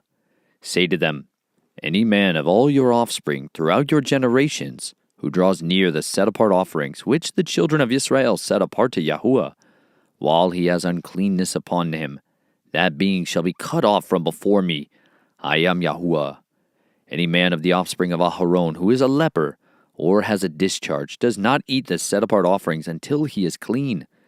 And whoever touches what is rendered unclean by a being, or a man who has had an emission of semen, or a man who touches any swarming creature by which he would be made unclean, or any being by whom he would become unclean, even any of his uncleanness, the being who has touched it shall be unclean until evening, and does not eat the set-apart offerings, but shall bathe his body in water. And when the sun goes down, he shall be clean, and afterward eat the set-apart offerings, because it is his food. He does not eat that which dies or is torn by beasts, becoming unclean by it. I am Yahuwah. And they shall guard my charge, lest they bear sin for it, and die thereby, when they profane it. I, Yahuwah, set them apart. And no stranger eats the set-apart offering. A settler with the priest, or a hired servant, does not eat the set-apart offering. But when the priest buys a being with his silver, he does eat of it. And one who is born in his house does eat his food. And when a priest's daughter is married to a stranger, she does not eat of the set-apart offerings. But when a priest's daughter is a widow, or put away and has no child, and has returned to her father's house as in her youth, she does eat her father's food, but no stranger eats of it. And when a man eats the set-apart offering by mistake, then he shall give a set-apart offering to the priest and add 1/5 to it. And let the priest not profane the set-apart offerings of the children of Israel, which they lift up to Yahuwah, or allow them to bear crookedness of trespass when they eat their set-apart offerings. For I am Yahuwah who sets them apart. And Yahuwah spoke to Moshe, saying, Speak to Aharon and his sons, and to all the children of Israel, and say to them, Any man of the house of Israel, or of the sojourners in Israel, who brings his offering for any of his vows, or for any of his voluntary offerings, which they bring to Yahuwah as an ascending offering, for your acceptance is a male, a perfect one from the cattle, from the sheep, or from the goats. Whatever has a defect you do not bring, for it is not acceptable for you. And when a man brings a slaughtering of peace offerings to Yahuwah, to complete a vow or a voluntary offering from the cattle or the sheep, it is to be perfect, to be accepted. Let there be no defect in it. Those blind or broken or cut or having an ulcer or eczema or scabs, you do not bring to Yahuwah, nor make an offering by fire of them on the slaughter place to Yahuwah. As for a bull or a lamb that has any limb deformed or dwarfed, you do prepare as a voluntary offering, but for a vow it is not accepted. Do not bring to Yahuwah what is bruised or crushed or torn or cut, nor do it in your land. And from a son of a foreigner's hand, you do not bring any of these as the bread of your Elohim, for their corruption is in them, and defects are in them. They are not acceptable for you. And Yahuwah spoke to Moshe, saying, When a bull or a sheep or a goat is born, it shall be 7 days with its mother, and from the 8th day and thereafter it is acceptable as an offering made by fire to Yahuwah. But do not slay a cow or a sheep and its young on the same day. And when you slaughter a slaughtering of thanksgiving to Yahuwah, slaughter it for your acceptance. It is eaten that same day. Leave none of it till morning. I am Yahuwah. And you shall guard my commands and do them. I am Yahuwah. And do not profane my set-apart name. And I shall be set apart among the children of Israel. I am Yahuwah, who sets you apart, who brought you out of the land of Mitzrayim to be your Elohim. I am Yahuwah. Chapter 23. And Yahuwah spoke to Moshe, saying, Speak to the children of Israel, and say to them, The appointed times of Yahuwah, which you are to proclaim as set-apart gatherings, my appointed times are these. 6 days work is done, but the 7th day is a Sabbath of rest, a set-apart gathering. You do no work. It is a Sabbath to Yahuwah in all your dwellings. These are the appointed times of Yahuwah, set-apart gatherings, which you are to proclaim at their appointed times. In the first new moon, on the 14th day of the new moon, between the evenings, is the Pesach to Yahuwah. And on the 15th day of this new moon is the festival of Matzot to Yahuwah. 7 days you eat unleavened bread. On the first day you have a set-apart gathering. You do no servile work. And you shall bring an offering made by fire to Yahuwah for 7 days. On the 7th day is a set-apart gathering. You do no servile work. And Yahuwah spoke to Moshe, saying, Speak to the children of Israel, and you shall say to them, When you come into the land which I give you, and shall reap its harvest, then you shall bring a sheaf of the firstfruits of your harvest to the priest, and he shall wave the sheaf before Yahuwah for your acceptance. On the morrow after the Sabbath the priest waves it. And on that day when you wave a sheaf, you shall prepare a male lamb, a year old, a perfect one, as an ascending offering to Yahuwah. And its grain offering 2/10 of an ephah of fine flour mixed with oil, an offering made by fire to Yahuwah, a sweet fragrance. And its drink offering 1/4 of a hin of wine.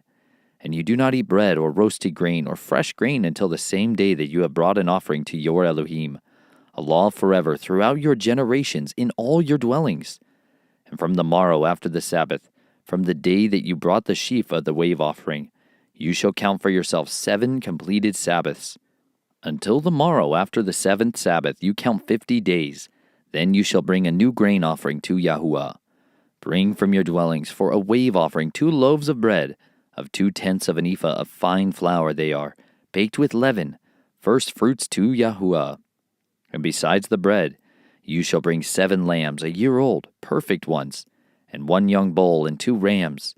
They are an ascending offering to Yahuwah with their grain offering and their drink offerings, an offering made by fire, for a sweet fragrance to Yahuwah.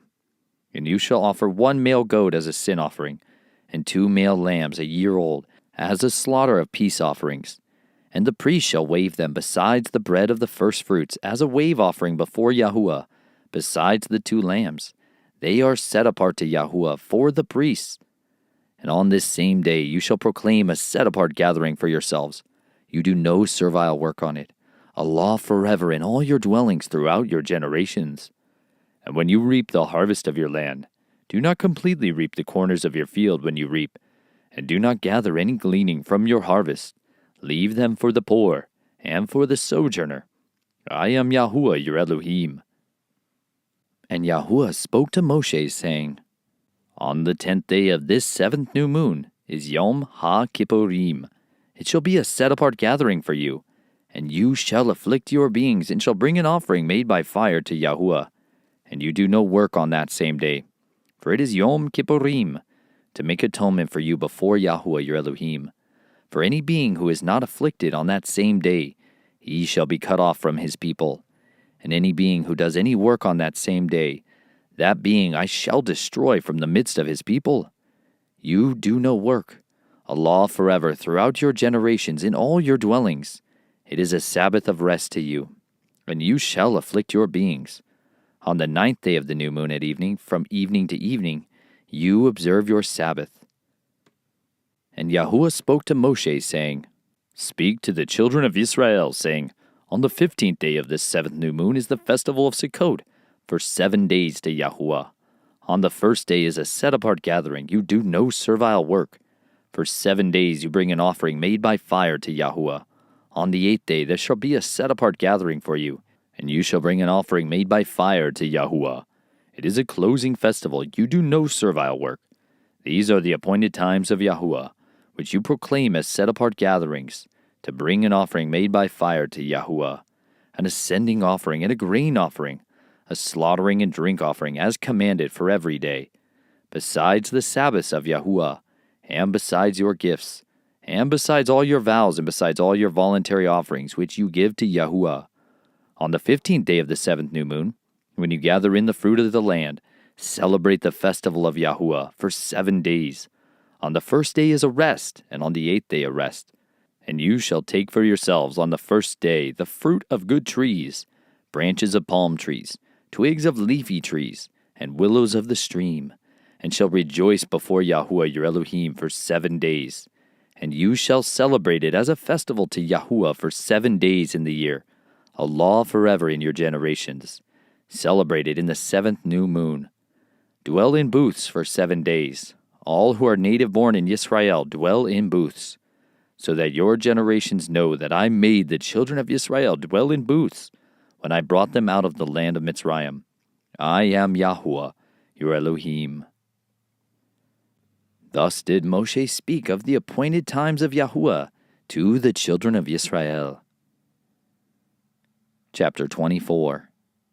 And Yahuwah spoke to Moshe, saying, Command the children of Israel that they bring to you clear oil of pressed olives for the light, to make the lamps burn continually. Outside the veil of the witness, in the tent of appointment, Aharon is to arrange it from evening until morning before Yahuwah continually, a law forever throughout your generations. He is to arrange the lamps on the clean gold lampstand before Yahuwah continually. You shall take fine flour, and bake 12 cakes with it, 2/10 of an ephah in each cake. And you shall set them in 2 rows, 6 in a row on the clean table before Yahuwah. And you shall put clear frankincense on each row, and it shall be on the bread as a remembrance portion, an offering made by fire to Yahuwah. On every Sabbath he is to arrange it before Yahuwah continually, from the children of Israel, an everlasting covenant. And it shall be for Aharon and his sons, and they shall eat it in the set-apart place, because it is most set apart to him, from the offerings of Yahuwah made by fire, an everlasting law. And the son of a Israeli woman, whose father was a Mitzrite man, went out among the children of Israel. And the Israeli woman's son and a man of Israel strove in the camp. And the Israeli woman's son blasphemed the name, and cursed. So they brought him to Moshe. Now his mother's name was Shelomith, the daughter of Divri, of the tribe of Dan. And they put him under guard, that it might be declared to them at the mouth of Yahuwah. And Yahuwah spoke to Moshe, saying, Bring the one who has cursed outside the camp, and all those who heard him shall lay their hands on his head, and all the congregation shall stone him. And speak to the children of Israel, saying, Anyone who curses his Elohim shall bear his sin, and he who blasphemes the name of Yahuwah shall certainly be put to death, and all the congregation certainly stone him, the sojourner as well as the native. When he blasphemes the name, he is put to death. And a man who strikes the being of any man shall certainly be put to death. And he who strikes a beast repays it body for body. And when a man inflicts a blemish upon his neighbor, as he has done so, it is done to him. Fracture for fracture, eye for eye, tooth for tooth. As he inflicts a blemish upon him, so it is done to him. And he who strikes a beast repays it, and he who strikes a man to death is put to death. You are to have one right ruling for the sojourner and for the native, for I am Yahuwah your Elohim. And Moshe spoke to the children of Israel, and they brought the one who cursed outside the camp, and stoned him with stones. And the children of Israel did as Yahuwah commanded Moshe. Chapter 25. And Yahuwah spoke to Moshe on Mount Sinai, saying, Speak to the children of Israel, and say to them, When you come into the land which I give you, then the land shall observe a Sabbath to Yahuwah. 6 years you sow your field, and 6 years you prune your vineyard, and gather in its fruit. But in the 7th year the land is to have a Sabbath of rest, a Sabbath to Yahuwah. Do not sow your field, and do not prune your vineyard. Do not reap what grows of its own of your harvest, and do not gather the grapes of your unpruned vine, for it is a year of rest for the land. And the Sabbath of the land shall be to you for food, for you and your servant, and for your female servant, and your hired servant, and for the settler who sojourns with you, and for your livestock, and the beasts that are in your land. All its crops are for food. And you shall count 7 Sabbaths of years for yourself, 7 times 7 years. And the time of the 7 Sabbaths of years shall be to you 49 years. You shall then sound a shofar sound on the 10th day of the 7th new moon, on Yom HaKippurim. Cause a shofar to sound through all your land. And you shall set the 50th year apart, and proclaim release throughout all the land to all its inhabitants. It is a Yobel for you. And each of you shall return to his possession, and each of you return to his clan.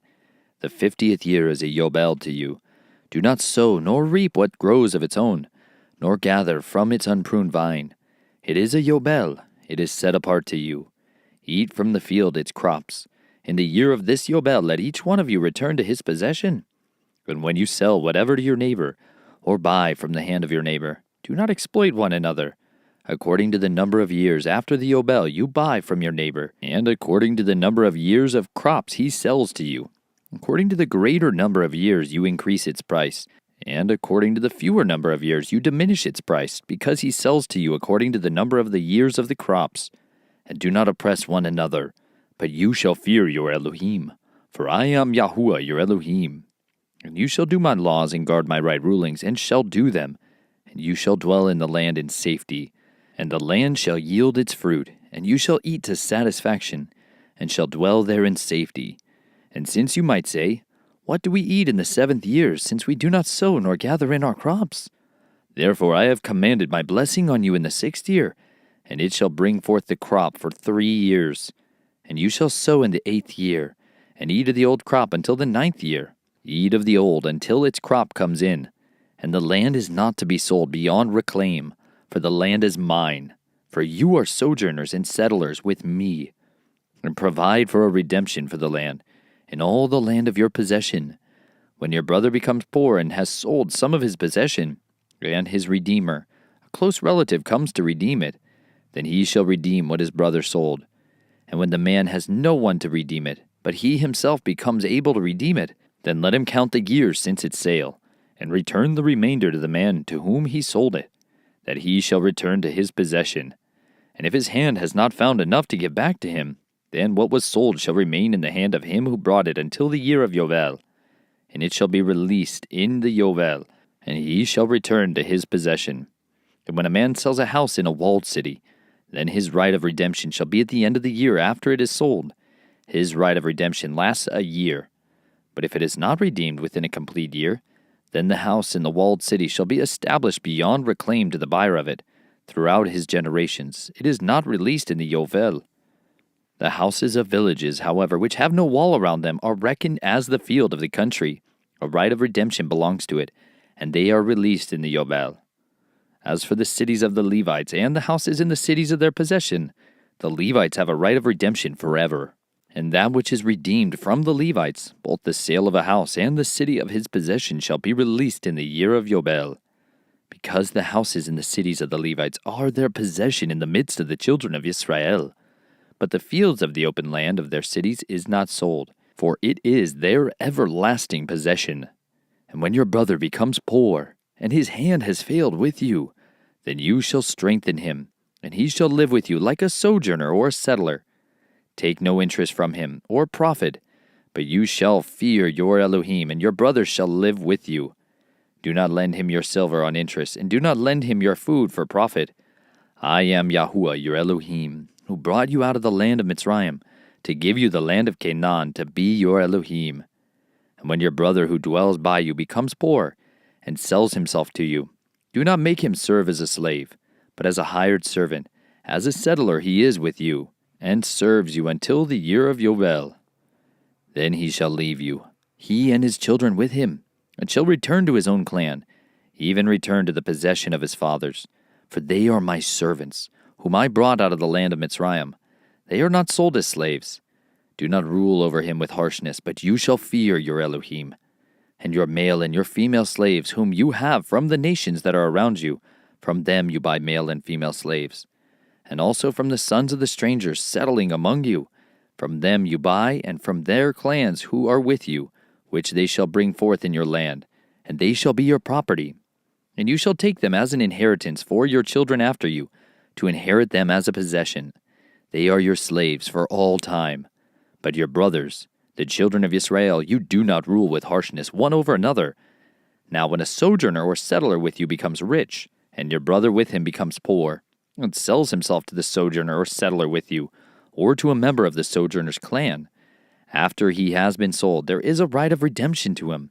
One of his brothers does redeem him, or his uncle's son does redeem him, or anyone who is a close relative to him in his clan does redeem him, or if he is able, then he shall redeem himself.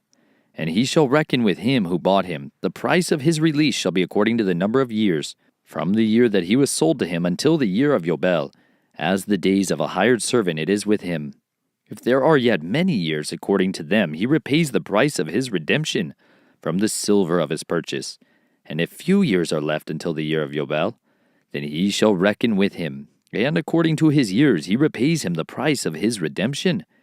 He is with him as a yearly hired servant, and he does not rule with harshness over him before your eyes.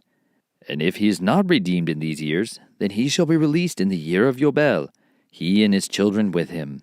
Because the children of Israel are servants to me, they are my servants, whom I brought out of the land of Mitzrayim. I am Yahuwah, your Elohim. Chapter 26. Do not make idols for yourselves, and do not set up a carved image or a pillar for yourselves, and do not place a stone image in your land to bow down to it, for I am Yahuwah your Elohim. Guard my Sabbaths and reverence my set-apart place. I am Yahuwah. If you walk in my laws, and guard my commands and shall do them, then I shall give you rain in its season, and the land shall yield its crops, and the trees of the field yield their fruit. And your threshing shall last till the time of the grape harvest, and the grape harvest shall last till the time of sowing. And you shall eat your bread until you have enough, and shall dwell in your land safely. And I shall give peace in the land, and you shall lie down, and no one make you afraid. And I shall clear the land of evil beasts, and not let the sword go through your land. And you shall pursue your enemies, and they shall fall by the sword before you. And 5 of you shall pursue 100, and 100 of you pursue 10,000. And your enemies shall fall by the sword before you. And I shall turn to you and make you fruitful, and shall increase you, and shall establish my covenant with you. And you shall eat the old supply, and clear out the old because of the new.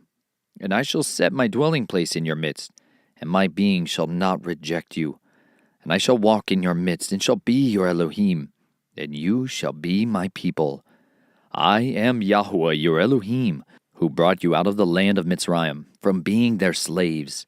And I have broken the bars of your yoke, and made you walk upright. But if you do not obey me, and do not do all these commands, and if you reject my laws, or if your being loathes my right ruling, so that you do not do all my commands, but break my covenant, I also do this to you, and I shall appoint sudden alarm over you, wasting disease and inflammation, destroying the eyes and consuming the life.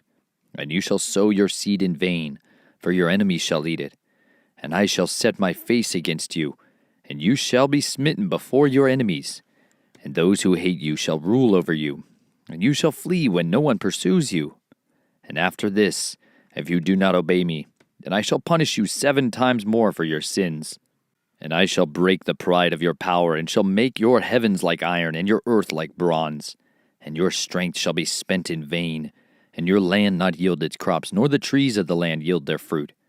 And if you walk contrary to me, and refuse to obey me, I shall bring on you 7 times more plagues according to your sins, and send wild beasts among you, which shall bereave you of your children. And I shall cut off your livestock, and make you few in number, and your highways shall be deserted. And if you are not instructed by me by these, but walk contrary to me, then I also shall walk contrary to you, and I myself shall strike you 7 times for your sins. And I will bring on you an avenging sword, a covenant vengeance. And you shall gather together in your cities, and I shall send pestilence among you, and you shall be given into the hand of the enemy. When I have cut off your supply of bread, 10 women shall bake your bread in one oven, and they shall bring back to you your bread by weight, and you shall eat and not be satisfied.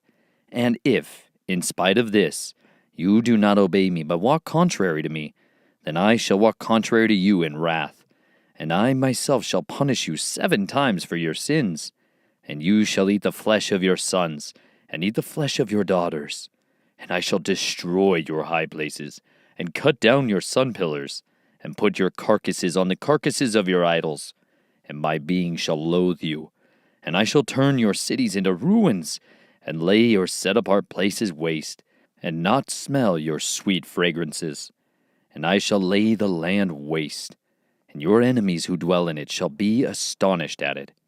And I shall scatter you among the nations, and draw out a sword after you, and your land shall be desert, and your cities ruins. And the land enjoys its Sabbath as long as it lies waste, and you are in your enemy's land. Then the land would rest and enjoy its Sabbaths. As long as it lies waste, it rests. For the time it did not rest on your Sabbaths when you dwelt in it. And as for those of you who are left, I shall send faintness into their hearts, in the lands of their enemies, and the sound of the shaken leaf shall cause them to flee.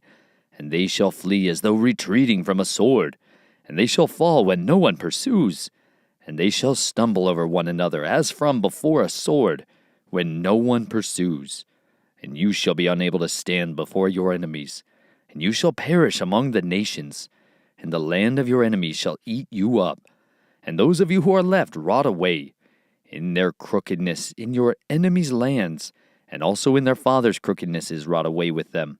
But if they confess their crookedness and the crookedness of their fathers, with their trespass in which they trespassed against me, that they also have walked contrary to me, and that I also have walked contrary to them, and have brought them into the land of their enemies, if their uncircumcised heart is then humbled, and they accept the punishment of their crookednesses, then I shall remember my covenant with Jacob, and also my covenant with Yitzhak, and also remember my covenant with Abraham, and remember the land. For the land was abandoned by them, and enjoying its Sabbaths while lying waste without them. And they were paying for their crookedness, because they rejected my right rulings, and because their being loathed my laws. And yet for all this, when they are in the land of their enemies, I shall not reject them, nor shall I loathe them, so as to destroy them and break my covenant with them. For I am Yahuwah, their Elohim. Then I shall remember for their sake the covenant of the ancestors, whom I brought out of the land of Mitzrayim before the eyes of the nations, to be their Elohim. I am Yahuwah. These are the laws and the right rulings and the Torot which Yahuwah made between himself and the children of Israel on Mount Sinai by the hand of Moshe. Chapter 27. And Yahuwah spoke to Moshe, saying, Speak to the children of Israel, and say to them, When a man separates a vow by your evaluation of lives unto Yahuwah, when your evaluation is of a male from 20 years old and up to 60 years old, then your evaluation shall be 50 shekels of silver, according to the shekel of the set-apart place. And if it is a female, then your evaluation shall be 30 shekels. And if from 5 years old up to 20 years old, then your evaluation for a male shall be 20 shekels, and for a female 10 shekels. And if from a new moon, old up to 5 years old, then your evaluation for a male shall be 5 shekels of silver, and for a female your evaluation shall be 3 shekels of silver. And if from 60 years old and above, if it is a male, then your evaluation shall be 15 shekels, and for a female 10 shekels. But if he is too poor to pay your evaluation, then he shall present himself before the priest, and the priest shall set a value for him. According to the ability of him who vowed, the priest shall value him. And if it is a beast of which they bring an offering to Yahuwah, all such given to Yahuwah is set apart. He is not to replace it or exchange it, good for spoiled or spoiled for good. And if he at all exchanges beast for beast, then both it and the one exchanged for it is set apart. And if it is any unclean beast of which they do not bring an offering to Yahuwah, then he shall present the beast before the priest, and the priest shall value it, whether it is good or spoiled, according to your evaluation, O priest, so it shall be. But if he indeed redeems it, then he shall add 1/5 to your evaluation. And when a man sets his house apart, to be set apart to Yahuwah, then the priest shall value it, whether it is good or spoiled, as the priest values it, so it stands. And if he who set it apart does redeem his house, then he shall add 1/5 of the silver of your evaluation to it, and it shall be his. And if a man sets apart to Yahuwah a field he owns, then your evaluation shall be according to the seed for it, an omer of barley seed at 50 shekels of silver. If he sets his field apart from the year of Yobel, according to your evaluation it stands. But if he sets his field apart after the Yobel, Then the priest shall reckon him to the silver due according to the years that remain till the year of Yobel, and it shall be deducted from your evaluation.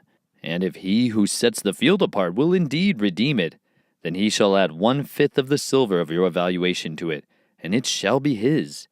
And if he does not redeem the field, or if he has sold the field to another man, it is no longer redeemed.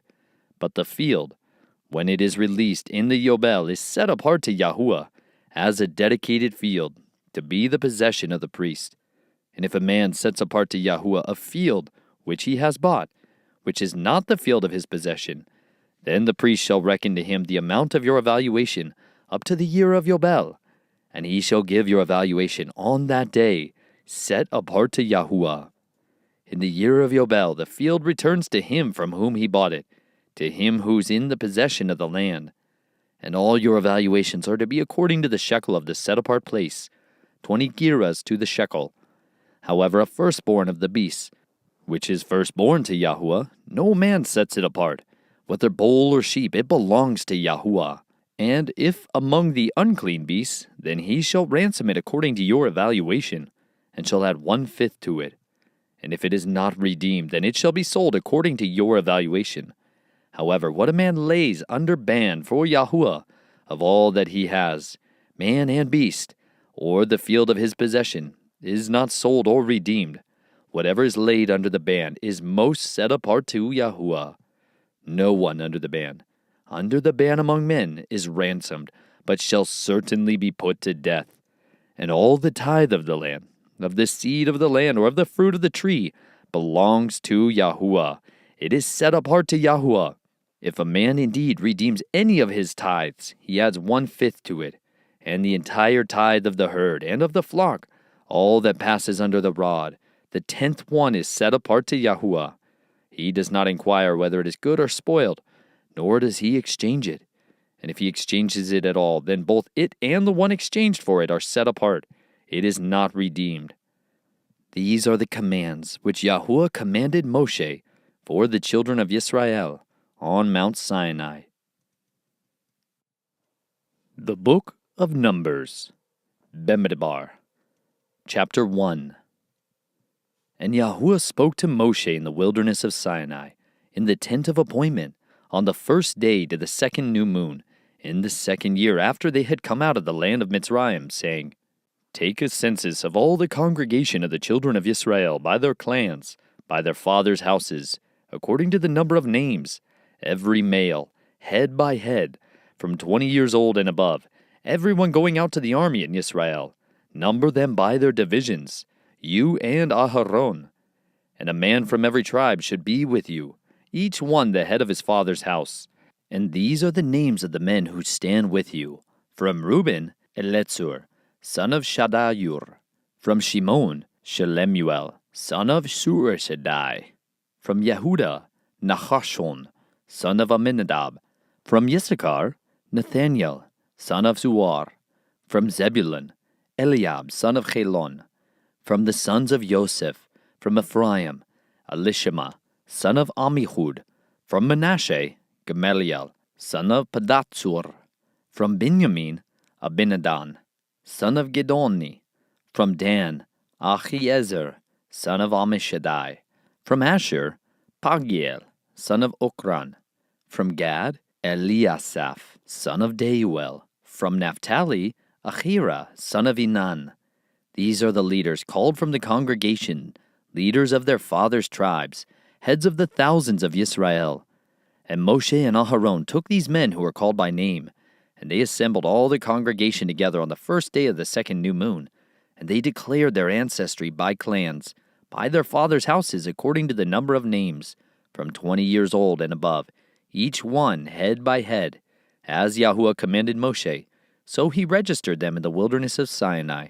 And the children of Reuben, Israel's firstborn, their genealogies by their clans, by their fathers' houses, according to the number of names, every male head by head, from 20 years old and above, everyone going out to the army.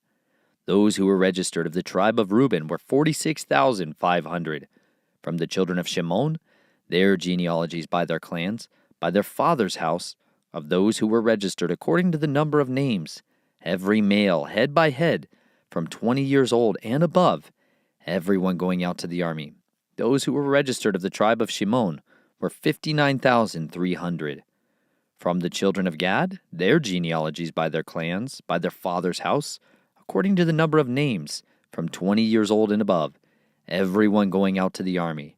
Those who were registered of the tribe of Gad were 45,650. From the children of Yehuda, their genealogies by their clans, by their father's house, according to the number of names, from 20 years old and above, everyone going out to the army. Those who were registered of the tribe of Yehuda were 74,600. From the children of Issachar, their genealogies by their clans, by their father's house, according to the number of names, from 20 years old and above, everyone going out to the army. Those who were registered of the tribe of Issachar were 54,400. From the children of Zebulun, their genealogies by their clans, by their father's house, according to the number of names, from 20 years old and above, everyone going out to the army. Those who were registered of the tribe of Zebulun were 57,400.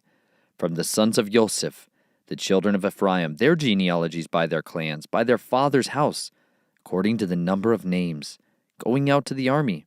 Those who were registered of the tribe of Ephraim were 40,500. From the children of Manasseh, their genealogies by their clans, by their father's house, according to the number of names, from 20 years old and above, everyone going out to the army. Those who were registered of the tribe of Manasseh were 32,200. From the children of Benjamin, their genealogies by their clans, by their father's house, according to the number of names, from 20 years old and above, everyone going out to the army. Those who were registered of the tribe of Benjamin were 35,400. From the children of Dan, their genealogies by their clans, by their father's house, according to the number of names, from 20 years old and above, everyone going out to the army. Those who were registered of the tribe of Dan were 62,700. From the children of Asher, their genealogies by their clans, by their father's house, according to the number of names, from 20 years old and above, everyone going out to the army. Those who were registered of the tribe of Asher were 41,500. Those who were registered of the tribe of Asher were 41,500.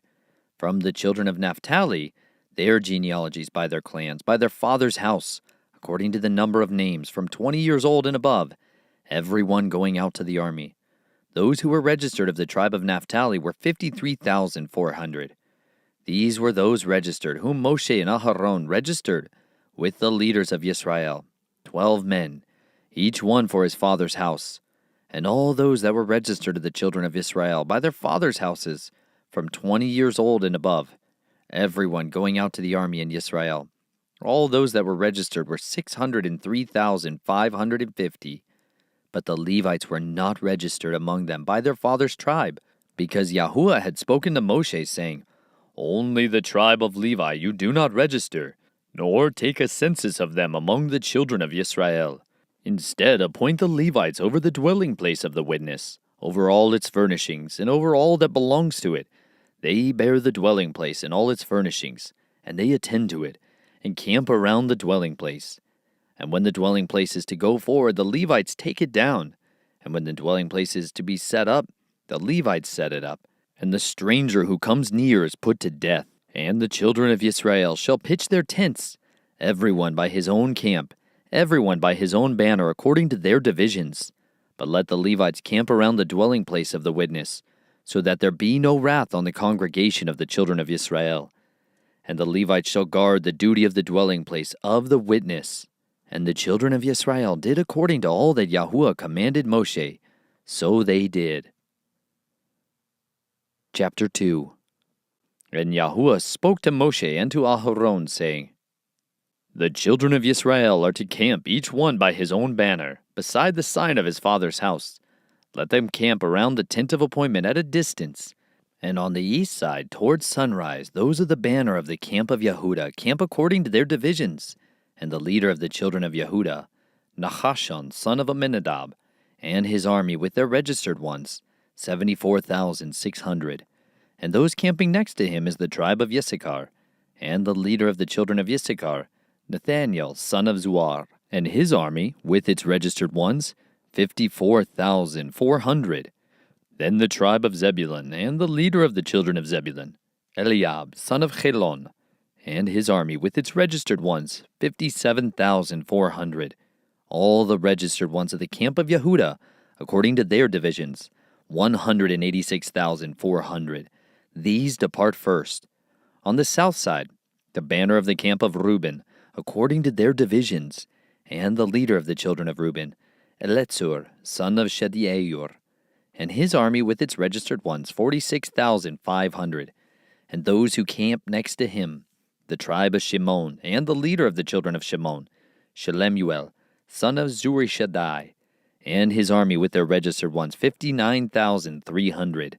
Then the tribe of Gad, and the leader of the children of Gad, Elisaph, son of Reuel, and his army with their registered ones, 45,650.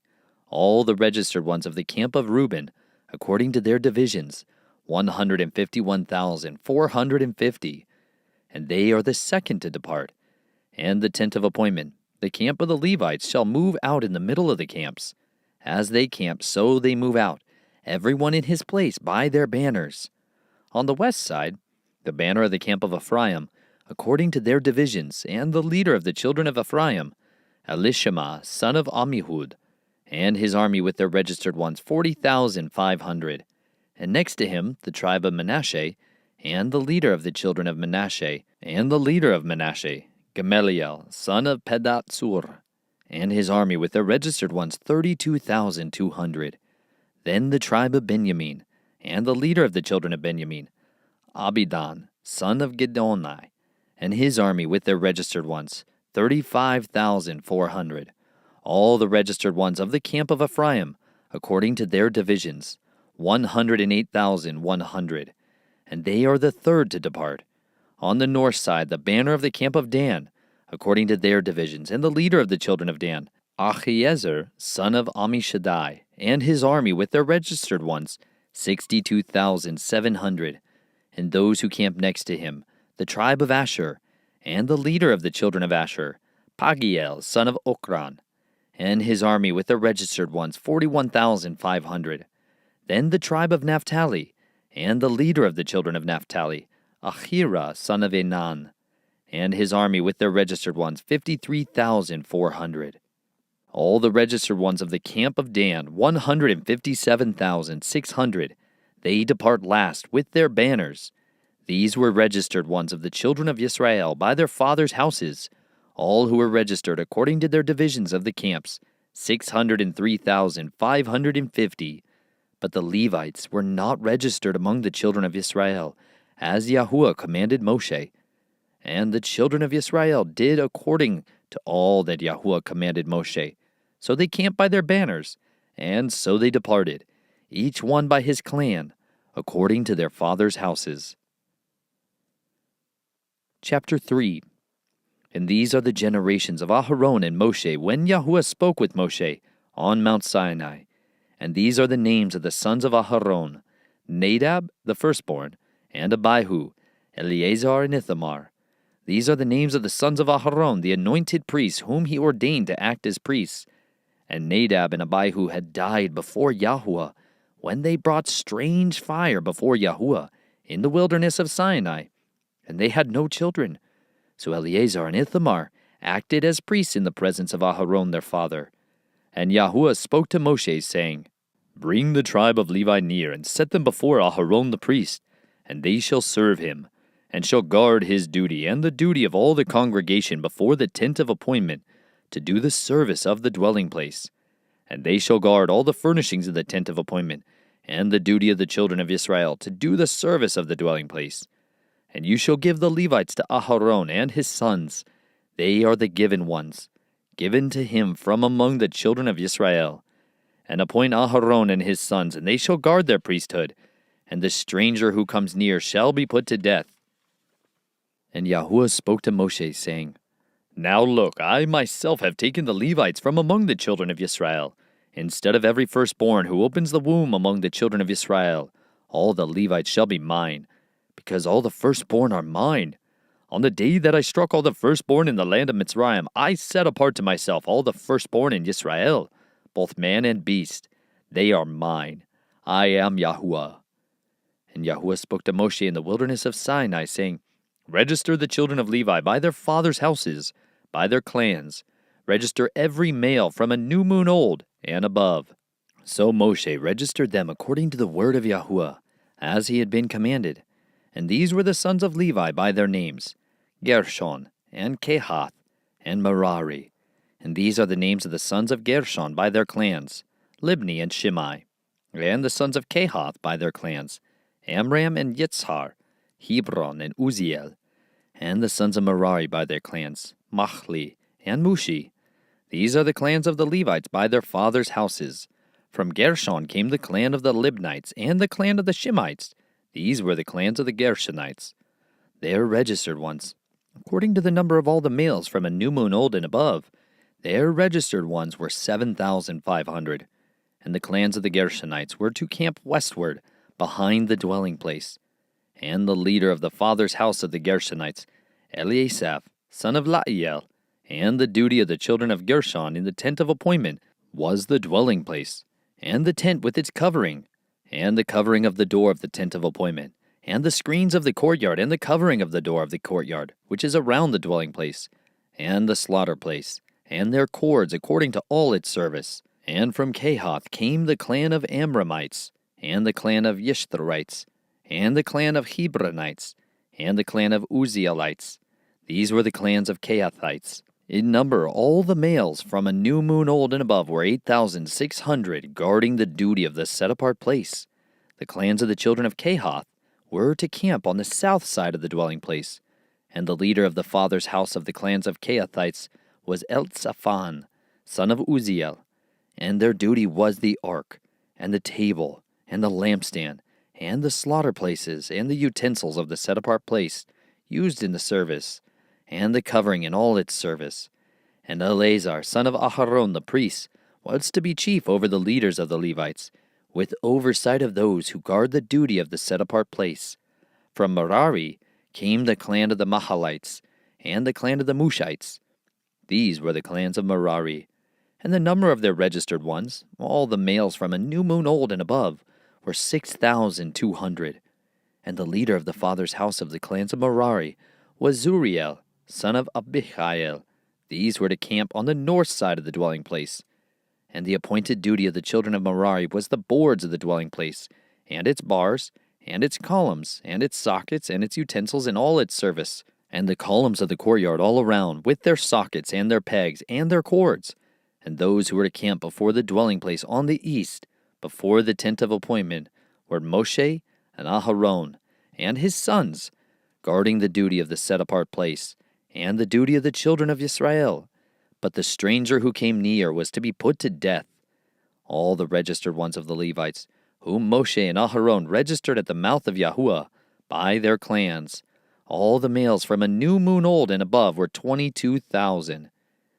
And Yahuwah said to Moshe, Register all the firstborn males of the children of Israel from a new moon old and above, and take the number of their names. And you shall take the Levites for me. I am Yahuwah, instead of all the firstborn among the children of Israel, and the livestock of the Levites instead of all the firstborn among the livestock of the children of Israel. And Moshe registered all the firstborn among the children of Israel, as Yahuwah had commanded him, and all the firstborn males by the number of names from 1 new moon old and above of the registered ones were 22,273. And Yahuwah spoke to Moshe, saying, Take the Levites instead of all the firstborn among the children of Israel, and the livestock of the Levites instead of their livestock, and the Levites shall be mine. I am Yahuwah. And for the ransom of the 273 of the firstborn of the children of Israel, who are more than the number of the Levites, you shall take 5 shekels for each one, head by head. Take it by the shekel of the set-apart place, the shekel of 20 gerahs. And you shall give the silver, the ransom of those who are in excess among them, to Aharon and his sons. And Moshe took the ransom silver from those who were over and above those who were ransomed by the Levites. From the firstborn of the children of Israel he took the silver, 1,365 pieces, according to the shekel of the set-apart place. And Moshe gave the ransom silver to Aharon and to his sons, according to the word of Yahuwah, as Yahuwah had commanded Moshe.